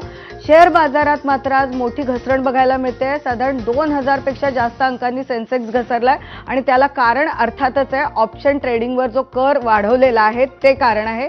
त्यामुळे हे कारण आणि बाकीच्याही गोष्टींबद्दल बोलायला आपल्याबरोबर आपली तज्ज्ञ मंडळी आहे। तेव्हा आपण या सगळ्यांकडनं आजच्या बजेटमधनं आपल्याला काय मिळालं हे जाणून घेणार आहोत। सगळ्यात आधी सुरुवात करणार आहोत यानेच की शेअर बाजारात घसरण दिसते, ऑप्शन ट्रेडिंगवरचा कर वाढवलेला आहे आणि शेवटी आपल्याला कर या विषयाकडे सगळ्यात आधी जायचं आहे। तर आपल्याला नोकरदारांना काय मिळालं आणि ही जी पडझड आपल्याला बघायला मिळते त्या दोन्ही विषयी। पडझडीचं कारण अर्थात एसटीटी वाढलेला आहे ऑप्शन्सवर। मगाशी आपण म्हटल्याप्रमाणे एसटीटी वाढ होईल का असा एक मी मुद्दा मांडलेला होता, तो खरा झालेला आहे। आणि त्याशिवाय मॅट म्हणजे मिनिमम अल्टरनेटिव्ह टॅक्स असतो जो कंपनीला भरायला लागतो, तो त्याचं क्रेडिट मिळतं, म्हणजे जो जेव्हा प्रॉफिट नसतो तेव्हा सुद्धा टॅक्स भरायला लागतो, त्याचं पुढे भविष्यात क्रेडिट मिळतं, ते क्रेडिट मिळणार नाही अशी अपरंटली स्पीच कळते। फाईन प्रिंट अर्थात बघायला लागेल, ते क्रेडिट मिळालं नाही तर भविष्यामध्ये सुद्धा तो टॅक्स भरायला लागेल। मला वाटतं ह्याचाही त्यांनी कॉग्नियन्स घेतलेला आहे। आणि पर्सनल टॅक्सेशनमध्ये कुठलाही बदल नाही। आपण अपेक्षा करत होतो की काही मोठा बदल होणार नाही, कुठलाही बदल नाही, परंतु प्रत्यक्ष आपण जे रिटर्न भरतो त्या रिटर्नच्या बाबतीत मात्र थोडीशी एक सवलत दिलेली आहे की काय होतं की 31 जुलै ही तारीख असताना जवळपास सगळ्यांनाच म्हणजे पगारदार नोकर मंडळी आणि बिझनेस या सगळ्यांनाच एकच तारीख होती। त्यामुळे शेवटल्या दिवशी नेहमीच आपण बघायचो की बऱ्याच जणांना प्रचंड त्याच्यावर ट्रॅफिक असायचं, लोकांना रिटर्न भरता यायची नाही, मग शेवटी शेवटी डेट वाढायची, टेन्शन यायचं। सुदैवाने आता असं आहे की सॅलरीड लोकांना 31 जुलै आणि बिझनेस जे करतायत त्यांच्याकरता 31 ऑगस्ट, त्यामुळे त्या दिवशी 31 जुलैला फक्त सॅलरीड लोक तिथे टॅक्स भरायला येतील, रिटर्न भरायला येतील आणि त्यामुळे त्यांना जो जाच व्हायचा तो होणार नाही। मला वाटतं ही एक गोष्ट आहे। त्याचप्रमाणे डिपॉझिटरी म्हणजे डीमॅट अकाउंट ज्यांचं असतं तिथे जिथे जिथे तुम्हाला टॅक्स कापू नये अशी एक सवलत असते 15G 15H फॉर्म देऊन, स्पेशली ज्येष्ठ नागरिकांना, की त्यांना उत्पन्न नसतं पण त्यांचा टॅक्स कापला जातो आणि केवळ त्यांना रिफंड म्हणजे परतावा मिळण्याकरता रिटर्न फाईल करायला लागतं। म्हणून ते फॉर्म 15G आणि 15H त्या ज्येष्ठ नागरिकांना प्रत्येक ठिकाणी जाऊन द्यायला लागायचं। आता सोय अशी केली की तुम्ही डीमॅट अकाउंटमध्ये जेवढे जेवढे तुमचे सिक्युरिटीज आहेत त्या डिपॉझिटरीला तुम्ही एक 15G दिलात किंवा 15H दिलात तो मला बाकी सगळीकडे जायला लागणार नाही। मला वाटतं मगाशी आपण जे बोललो ईज ऑफ डुईंग बिझनेस किंवा ईज ऑफ टॅक्सपेअर ह्याचा इथे त्यांनी काळजी घेतलेली, या 2-3 महत्त्वाच्या गोष्टी आहेत। पुढे आपण बोलू। फॉर्म पण सोपा केला जाणार आहे, फॉर्म सोपा केलाय कारण निश्चितच अर्थातच कर कायदा बदलला आहे. नवीन जे फॉर्म येतील 1 एप्रिल नंतर ते कदाचित सोपे असतील. आता कदाचित असे फॉर्म्स येतील की ज्याच्यात प्रिंटिंग ऑलरेडी झालं असेल तुमच्या उत्पन्नाचं आणि या भरायला सोपे असतील, युजर फ्रेंडली असतील. तर आपण आशा करूया की येत्या जुलैमध्ये जे पगारदार नोकर मंडळी स्पेशली सिनियर सिटीजन जे रिटर्न भरतील त्यांना ह्याचा या बदललेल्या एकंदरीत प्रोसिजरचा फायदा होईल आणि त्यांचं जे एक टेन्शन शेवटी येतं. प्रत्येक मी आज एवढी वर्ष प्रॅक्टिस करतोय, शेवटल्या 2-4 दिवसात सगळ्यांच्या मनात टेन्शन येतं आणि डेफिनेटली उशीर झाला तर 5,000 रुपयाची जी लेट फी होती ती लागणार नाही बऱ्याच जणांना, कारण वेळेत रिटर्न फाईल होईल. खरं हे होतं आयकर बद्दल. गोखले सर सुरुवातीला म्हणाले होते की काही निगेटिव्ह नसावं, पण आता आपल्याला ओव्हरऑल बजेट बद्दलही बोलायचं. मुणगेकर सर, तुमच्यापासून सुरू करू की तुम्ही जर 5 हायलाईट सांगायच्या या बजेटच्या तर त्या तुम्हाला काय वाटतं? केम्ब्रिजमधले डॉक्टर मनमोहन सिंगांचे प्रोफेसर इकॉनॉमिक्सचे सर डेनिस रॉबर्टसन यांनी एम्प्टी बॉक्सेस असा एक निबंध लिहिलेला होता. म्हणजे माचीसच्या काड्याशिवाय नुसता बॉक्स, हे बजेट म्हणजे अशा प्रकारचा एम्प्टी बॉक्स आहे. म्हणजे सर्वसामान्य माणसाला आपण जी सुरुवात करतो नोकरदारांना काय मिळालं, ही बजेटची चर्चा करण्याची माझं म्हणणं आहे, प्लीज एक्सक्यूज मी, ही चुकीची पद्धत यासाठी आहे की संपूर्ण मिडल क्लास आपल्याला बजेटमधनं काय मिळालं, इन्कम टॅक्समध्ये एक्झम्पशन कशी सुरुवात करतात. इथे सुरुवात ही मुळामध्ये शेतमजुरांच्यापासून, मार्जिनल फार्मरपासून, खेड्यातल्या लोकांपासून, विधवा असलेल्या स्त्रियांपासून, मुलांपासून, हँडिकॅप लोकांपासून त्यांना बजेटमध्ये काय मिळालं, बजेट कुणासाठी करायचं, अशा प्रकारचं ह्या विचार ह्या बजेटमध्ये नाही. आणि बहुतेक कॅपिटलिस्ट इकॉनॉमीमध्ये किंवा अशा प्रकारच्या वित्तीय भांडवलशाहीमध्ये फायनान्स कॅपिटल ज्याला म्हणतात, अशा प्रकारच्या फायनान्स कॅपिटलशी हे बजेट सुसंगत आहे. ह्याच्यामधून सर्वसामान्य माणसाला कोणत्याही प्रकारचा दिलासा मिळाला नाही.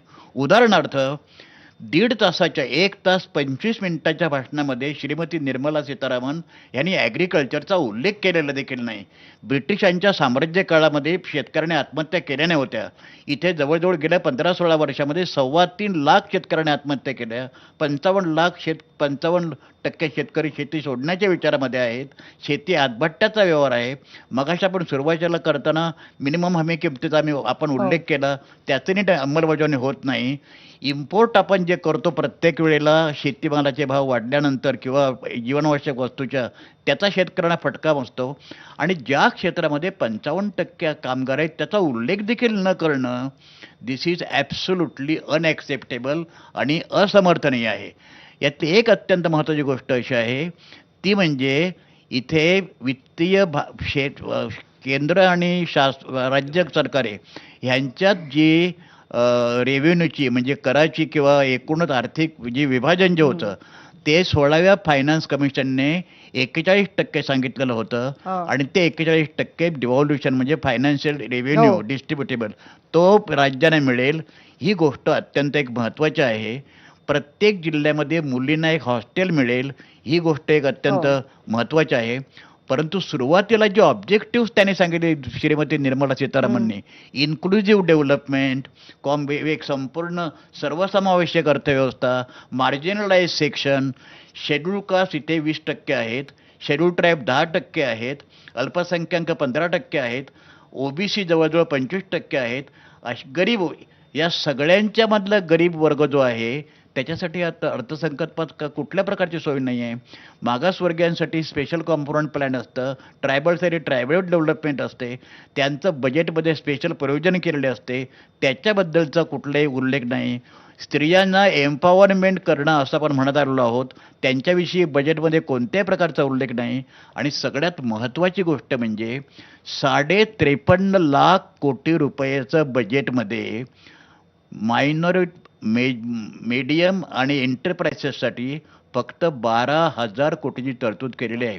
म्हणजे एवढा एम्प्लॉयमेंट क्रायसिस उद्या संपूर्णपणे अर्थमंत्र्यांच्या आणि मंत्र्यांच्या आणि आमदारांच्या घरी जातील, ज्याला या ठिकाणी सातत्याने अर्बन म्हटलं जातं केवळ डिसेंट क्रश करण्यासाठी. या गोष्टीचा विचार केला तर एम्प्लॉयमेंटचा या ठिकाणी म्हणजे मायनॉर आणि मीडियम एंटरप्राइसेसचा कोणताही विचार केला नाही. तो पूर्वीही केलेला नव्हता, पण या सरकारने कळस केला.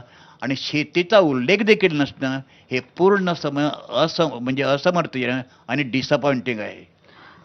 खरं तर मुणगेकर सर म्हणतात ते की रोजगाराच्या ज्या काही ऑपॉर्च्युनिटीज होत्या त्या दिसल्या नाही. आपलं जे बजेट ऐकलं त्यात वेगवेगळ्या पद्धतीने त्यांनी सांगण्याचा प्रयत्न, मग मेडिकल टुरिझम असेल आणि वेगवेगळ्या गोष्टींचा उहापोह झाला त्यात. तुमचं काय मत आहे टिळक सर? तुमच्या मूळ प्रश्नाकडे यायच्या आधी मगाशी जी तुम्ही चर्चेला सुरुवात करताना बीएससीचा सेन्सेक्स 2000 अंशांनी खाली आला केला, त्याच्याबद्दल एक छोटी कमेंट करतो. 2000 अंशांनी खाली आला हे बरोबर, परंतु त्याचा थोडा इतिहास आपण समजून घेऊया. 1991 सालपासून 2026 म्हणजे गेल्या 35 वर्षांचा विचार केला तर जर अर्थसंकल्प सादर व्हायच्या आधीच्या काही दिवसांमध्ये बीएससीचा निर्देशांक खूप वर गेला असेल तर अर्थसंकल्प सादर झाल्यानंतर तो खाली जातो. हा इतिहास आता पुन्हा एकदा दोहरला गेला, याच्या पलीकडे त्याला काहीही अर्थ नाहीये. दुसरी गोष्ट आपण लक्षात घेतली पाहिजे. मला या अर्थसंकल्पाविषयी एक गोष्ट लक्षात आली. मी मगाशी म्हटलं तसं की आत्ता आपण फक्त भाषण ऐकलंय, मूळ भाषण वाचल्यानंतर अनेक करता येईल की अनेक महत्वाच्या गोष्टींचा उल्लेख नाहीये, पण कदाचित त्याच्याच वरती त्याचा भर आहे का हा विचार करावा लागेल. एकंदरीतच अर्थसंकल्पाच्या आधी आपण जी इथं चर्चा केली त्यावेळेला ज्या निरनिराळ्या जागतिक घटनांची आणि घटकांची चर्चा केली त्याचा नेमका संदर्भ, नेमका अर्थ जोपर्यंत जाणवत नाही तोपर्यंतची अतिसावधानतेची भूमिका या अर्थसंकल्पात घेतली आहे का याचा विचार करावा लागेल. मला दोन अत्यंत महत्त्वाच्या गोष्टी या अर्थसंकल्पात अशासाठी वाटतात की संरक्षण हा शब्द जरी आलेला नसला तरी त्याची व्याप्ती ज्या पद्धतीने वाढवली जाते की काश्मीर असेल, पूर्वांचलमधला अरुणाचलचा उल्लेख असेल किंवा अगदी आपण अर्थसंकल्पाच्या आधी जी चर्चा केली की एकंदरीतच बदलणारं फूड लॉजिस्टिक्स असेल, या फूड लॉजिस्टिक्सकडे संरक्षणाच्या दृष्टीने घातलेलं भर किंवा महत्त्व हे मला या अर्थसंकल्पाचं महत्त्वाचं वैशिष्ट्य वाटतं. आणि मला दुसरं या अर्थसंकल्पाचं वैशिष्ट्य असं वाटतं की जसं काही वर्षांपूर्वी आपण फूड प्रोसेसिंग आणि फूड प्रोसेसिंग युनिट हे आपण शेतमालाकडे नेले, ती प्रक्रिया पुढे नेणारी ही गोष्ट आहे. ज्या ट्रान्सपोर्ट लॉजिस्टिक्सचा मग तो नॅशनल लेव्हलवर असेल किंवा इंटरनॅशनल लेव्हलला असेल त्या महत्त्वाच्या रस्त्यांच्या बाजूनी अशा पद्धतीची ट्रान्सपोर्ट आणि इंटरनॅशनल सिक्युरिटी सेन्सिटिव्ह लॉजिस्टिक्स याचा विचार करून शिक्षण संस्था, प्रक्रिया संस्था आणि उद्योग संस्था याचा जो विचार करलाय हा अत्यंत महत्त्वाचा आणि काळाला धरून असा आहे. यातनं केवळ शिक्षणाची संधी वाढेल असं नाही तर त्याच्या बरोबरीनं जे मुणगेकर सर म्हणतायत ती रोजगार जो कृषीबाह्य पद्धतीला जावा लागेल आणि तो त्या लोकांच्या घराजवळ असेल, त्यामुळे जो येणाऱ्या इतर संसाधनांवरचा ताण आहे तो कमी होईल असं मला फार महत्त्वाचं वाटतं. आणि आपण तो दुर्लक्षित घेता कामा नये मुद्दा, कारण एकंदरीतच ज्या पद्धतीची अर्थव्यवस्था आता आपल्या देशात आहे त्याच्यात केंद्र सरकार इतकंच राज्य सरकारांचं महसूल आणि खर्च या दोन्ही बाजूनी महत्त्वाची गणित आहेत. आणि जसं मी अर्थसंकल्पपूर्व आढाव्याच्या चर्चेच्या आधी म्हटलं होतं की एकंदरीतच जे वेगवेगळ्या पद्धतीचे इन्फ्रास्ट्रक्चर बॉन्ड्स, म्युनिसिपल बॉन्ड्स आणि गव्हर्नमेंट बॉन्ड्सचा विचार करावा लागेल, तो स्थानिक पातळीवर करावा लागेल आणि तो स्थानिक प्रकल्पांशी जोडावा लागेल. या आजपर्यंत दुर्लक्षित राहिलेल्या मुद्द्याचा विशेष उल्लेख करून ज्या पद्धतीने हा अर्थसंकल्प आला त्याचं स्वागत केलं पाहिजे. फक्त जो डेरिव्हेटिव्हच्या टॅक्सची संजीव गोखले सर म्हणले होते त्याची एक गोष्ट आपण लक्षात घेऊ की मुळातच आपल्या देशामध्ये अशा पद्धतीचा सिक्युरिटीज ट्रान्झॅक्शन टॅक्समध्ये वाढ होईल हे अत्यंत उघड होतं. ज्या पद्धतीनं गेल्या 7 ते 8 महिन्यामध्ये वारंवार आपल्या भांडवल बाजाराचे नियंत्रक संस्था सेबी सांगत होती की डेरिव्हेटिव्हमध्ये होणारं नुकसान हे आहे आणि केवळ त्यातून सामान्य नागरिकाचं नुकसान होतंय किंवा गुंतवणूकदाराचं नुकसान होतंय असं नाही. जी निष्कारण आणि अतिरिक्त व्हॉलेटॅलिटी आपल्या देशाच्या बाजारामध्ये संपूर्ण गुंतवणूक क्षेत्रामध्ये आली होती त्याला नियंत्रण घालण्यासाठी केंद्र सरकारच्या हातात असलेलं एकमेव साधन हे सिक्युरिटीज ट्रान्झॅक्शन टॅक्स आहे आणि त्याचा नेमका वापर केलाय ही गोष्ट लक्षात घेऊ. आणि सिक्युरिटीज ट्रान्झॅक्शन टॅक्स वाढवणं हे गणित आपण लक्षात घेतलं पाहिजे. तो दररोज सरकारला मिळणारा टॅक्स आहे कारण तो खरेदी आणि विक्री दोन्हीवरती आहे. मग जर इतकं हुकमी उत्पन्न असेल तर एकंदरीतच त्यातनं केवळ इन्व्हेस्टमेंट ओरिएंटेड टॅक्सेशन येत आहे असं नाही तर टाईम व्हॅल्यू ऑफ मनी हे लक्षात घेऊन येत असलेलं टॅक्सेशन आहे, याची तरतूद आहे. आणि हे का आलं असेल हेही सांगू शकतो की बघा यंदाच्या अर्थसंकल्पामध्ये जसं गोखले सर आधी म्हणले होते की कदाचित जुना इन्कम टॅक्स जाईल का, तर नाही गेला. याचं कारण असं आहे की जुना इन्कम टॅक्स ज्या वर्षी आपण रद्द करू त्यावेळेला जुन्या इन्कम टॅक्सच्या अंडर ज्या कोणी सेव्हिंग इन्व्हेस्टमेंट केलेले आहेत त्याचे लॉक इन पिरियड असतात. माझ्यासारखा निवृत्त मनुष्य कदाचित जुना इन्कम टॅक्स गेला म्हणल्यानंतर जर संपूर्ण त्याच वर्षभरामध्ये माझी टॅक्स रिलेटेड इन्व्हेस्टमेंट आधीची लिक्विडेट करत असेल तर माझ्या कॅपिटल गेन सकट सगळी गणितं बदलतात. त्यामुळे हे टप्प्याटप्प्यानं जुना इन्कम टॅक्स रद्द करण्यामुळे जी काही व्होलेटॅलिटी तात्कालिक रूपात बाजारात येईल त्याचा विचार केला पाहिजे. आणि मुणगेकर सर कितीही म्हणत असले तरी ज्या वेगाने आपली अर्थव्यवस्था वाढतीये त्याला लागणारं उत्पन्न केवळ करातनं न येता इतर गुंतवणुकी आणि माध्यमातनंही यावं लागेल त्या दृष्टीने टाकलेलं. याच्यात राजकीय धोके पुष्कळ आहेत हे मान्य आहे, पण अगदीच पहिल्या चर्चेत ते नको. नाही, खरं तर मुणगेकर सरांचं म्हणणं आहे की कृषी क्षेत्रासाठी फार काही नव्हतं, त्याच्यावर जायचंच आहे आपल्याला. आपल्याबरोबर उदय देवाणकर सर आहेत जे स्वतः कृषी अर्थतज्ञ आहेत. मात्र 2 उद्योजक आता आपल्या बरोबर आहेत आणि सरांचं म्हणणं आहे की 10,000-12,000 कोटींचीच तरतूद MSMEs साठी आहे.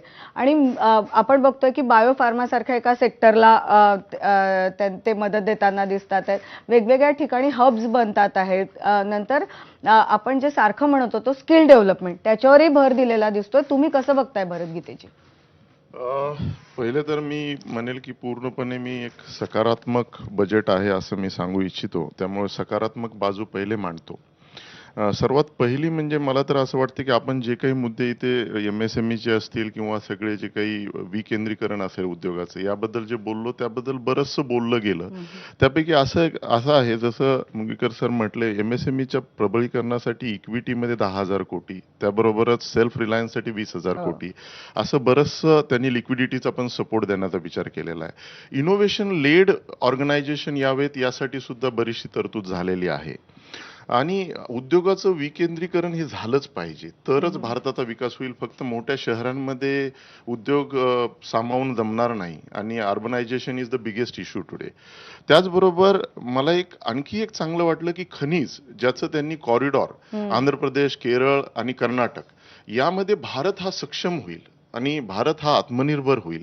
त्याचबरोबर खनिजाची प्राइस थोडीशी वाढलेली ही चिंताजनक बाब आहे. कस्टमच्या आपण इज ऑफ डुईंग बिझनेस बद्दल म्हटलं की कस्टममध्ये आम्हाला एकदम इझी एक्सपोर्ट करता आलं पाहिजे. आपल्याला जर एक्सपोर्ट ओरिएंटेड व्हायचं आहे, आपल्याला जर ट्रेड डिफिसिट रिड्यूस करायचा आहे. पण यामध्ये मला असं वाटलं की फक्त इलेक्ट्रॉनिक्सलाच का? तुम्ही म्हटलं फॅक्टरीपासून डायरेक्टली तुम्ही शिपवर ते कंटेनर चढवू शकाल, हा एक बाजू आहे. कंटेनर पॉलिसी सुद्धा दिसली आज आपल्याला, त्याचाही उल्लेख त्याला पण खूप मला चांगलं वाटलं की आज चीन हा जगातला नंबर 1 कंटेनर मॅन्युफॅक्चरर आहे. मला ऑफलाईन कुणीतरी बोललं कंटेनरचा काय संबंध, अरे आपल्याला एक्सपोर्ट करायचं असेल तर कंटेनर पण बनवावे लागतील. हा खूप चांगला मुद्दा इथे हे केला. आम्ही पुणेकर असल्यामुळे आम्हाला एक विशेष वाटलं की मुंबई ते पुणे आणि पुणे ते हैदराबाद हे रेल कॉरिडॉर आल्यामुळे आता हायवेवरची ट्रॅफिक कमी होईल, कारण कंटेनर जरा कमी व्हावेत, माल वाहतूक पण तिथून जावी, वाहतुकीच्या बातम्या कमी होतील. त्याचबरोबर जलमार्ग हा खूप महत्वाचा मुद्दा आहे. आपण जसं आपल्या पूर्वीच ऍग्रिकल्चरशी रिलेटेड, कृषीशी रिलेटेड तज्ज्ञ आहेत, त्यांनी बोलले की आसामकडे आपला राईस गेलाय, तिथून येण्यासाठी ते ट्रान्सपोर्टेशन खूप महाग होतं. तर रस्ते वाहतूक ही फार महागडी आहे. तर जलवाहतूक वाढवण्यासाठी त्यांनी सांगितलं की 12% आपण जलवाहतूक वाढवतोय. हे खरं तर फार लॉंग टर्मचं जलमार्गांची सुद्धा निर्मिती किंवा लांबचं विजन आहे. आता जरा निगेटिव्ह साईडकडे येतो की मॅन्युफॅक्चरिंगला PLI, PSI स्कीम बद्दल काहीच बोललं गेलं नाही. एक्सपोर्ट आपल्याला वाढवायचा आहे तर ट्रेड जर वाढवायचा असेल तर आपल्याला ट्रेडचा प्रोटेक्ट करावा लागेल. त्यासाठी अँटी डम्पिंग वगैरे बद्दल काही बोललं गेलं नाही की म्हणजे जे काही इम्पोर्ट कमी होण्यासाठी आपल्याला काहीतरी तरतुदी कराव्या लागतील त्या कमी. वुमन एम्पॉवरमेंट जसं सर बोलले तसं त्याच्यावर कमी बोललं गेलं आणि एनर्जी कॉस्टवर सुद्धा काहीच बोललं गेलं नाही. आणि लास्टचा मुद्दा, जर आपल्याला स्टार्टअप आणि जर आपलं उद्योगाचं प्रबलीकरण करायचं असेल तर फर्स्ट जनरेशन म्हणजे पहिले उद्योजक जे घडायचे त्याबद्दल सुद्धा कमी बोलण्यात आलं. पॉझिटिव्ह साईड पण सांगतात आहेत. सर तुम्ही डेटा सेंटरचाही उल्लेख केला होता आपल्या चर्चेमध्ये, आधीच्या डेटा सेंटरचाही उल्लेख झाला आणि मला वेगळं असं वाटलं की काही वेगळे जे क्षेत्र आहे त्यांचा उल्लेख झाला, जसं आता मी बायोफार्मा म्हटलं किंवा आणखीन जसं मेडिकल टुरिझमचा उल्लेख झाला. तर या सगळ्या गोष्टींकडे उद्योजक म्हणून कसं बघताय आणि तुम्ही म्हणजे जसं मी आधी म्हटलं की 5 महत्वाचे मुद्दे काय वाटतात? एक तर मला मी पॉझिटिव्ह वे बघतोय त्याच्याकडे. फक्त माझा एक नेहमी आक्षेप गेले कित्येक वर्ष राहिला की कोणत्याही अर्थमंत्र्याने परफॉर्मन्स बजेट पण द्यायला पाहिजे, की पहिला अर्धा तास तरी किंवा 15 मिनिटं तरी मागे आम्ही जे काय सांगितलं होतं त्याच्याबद्दल आम्ही काय केलं. कारण दरवेळेला बजेट कधीच वाईट नसतं, ते इम्प्लिमेंट कसं करतं त्याच्यावर अवलंबून म्हणजे असतं. अहवाल पण सादर केला पाहिजे. हां, तो म्हणजे आम्ही त्याला परफॉर्मन्स बजेट म्हणतो, ॲक्शन टेकन रिपोर्ट म्हणतो, काहीतरी त्याला म्हणायला पाहिजे. पण ते 15-1 मिनिटं तरी त्याच्यावर बोलायला पाहिजे. ते कोणी बोलत नाही आपल्या इथे. सिंगापूरला असं बोललं जातं, दर क्वार्टरला येऊन प्राईम मिनिस्टर ॲक्च्युली QBR आम्ही क्वार्टरली बिझनेस रिव्ह्यू करतो तसं करतो, तसं करायला पाहिजे माझ्या मते. नाही तर आपलं दरवर्षी चांगलं वाह करून आपण निघून जातो. पण चांगल्या गोष्टी त्यातल्या काय आहेत, म्हणजे SME सेक्टरला जे काही त्यांचे प्रॉब्लेम्स आहेत मला वाटतं ते ॲड्रेस्ड. आता त्याच्यामध्ये ॲक्च्युली त्यांच्या स्कीम्स काय आहेत, त्या इम्प्लिमेंट कशा होत आहेत ते मला अजून कळायला लागेल. पण इक्विटी सपोर्ट पाहिजे त्यांना, त्याच्याबद्दल बोललेत ते. लिक्विडिटी सपोर्ट पाहिजे, त्याच्यामध्ये ठोस त्यांनी 3 उपाय सांगितले त्याच्यावर, ते मला आवडले. दुसरी महिला वर्गाबद्दल मला वाटतं त्यांनी ते लखपती दीदी का बीबी पुढे जाऊन आता ते हां, पण तो सेल्फ हेल्प ग्रुप करता जे काही करणं आवश्यक आहे. एंटरप्रेन्युअरशिप ॲग्रिकल्चर याच्यामध्ये सुद्धा त्यांनी मला वाटतं शेतीपेक्षा म्हणजे माल याच्यापेक्षा सुद्धा शेतकऱ्यांना मत्स्य व्यवसाय करता ती तळी निर्माण करणं म्हणा किंवा इतर जे दुग्ध व्यवसाय आहे की जोडधंदे करून त्यांना इन्कम कसा वाढवता येईल याच्याकडे मला वाटतं त्याचा उल्लेख त्यांनी त्याच्यात केला. ते स्कीम्स त्याच्यामध्ये आहेत मुख्यत्वे करून. पण त्याहीपेक्षा मला वाटतं जास्त त्यांनी पुढे येणाऱ्या ज्या गोष्टी आहेत की आता सेमी कंडक्टर फॉर एक्झाम्पल, की हळूहळू आपण आत्मनिर्भर बनताना आता अमेरिकेचा जसा प्रॉब्लेम झाला आहे की त्यांना चायनाशिवाय गत्यंतर नाही, म्हणजे चायनाने त्यांचं नाक दाबून धरलं आहे. कारण त्यांच्याकडे जो माल सप्लाय होतो त्यांच्याकडून तो बाकी त्यांना मिळत नाही कुठे. रेअर अर्थ मटेरियल आहेत किंवा मॅग्नेट्स आहेत किंवा मोटर्स आहेत. तर ते त्या दृष्टीने मला वाटतं त्यांनी उल्लेख केला आहे त्याचा आणि त्याचे पॉलिसी डिसिजन घेऊन त्याच्यावर गुंतवणूक करायला सुरुवात केली. बेसिकली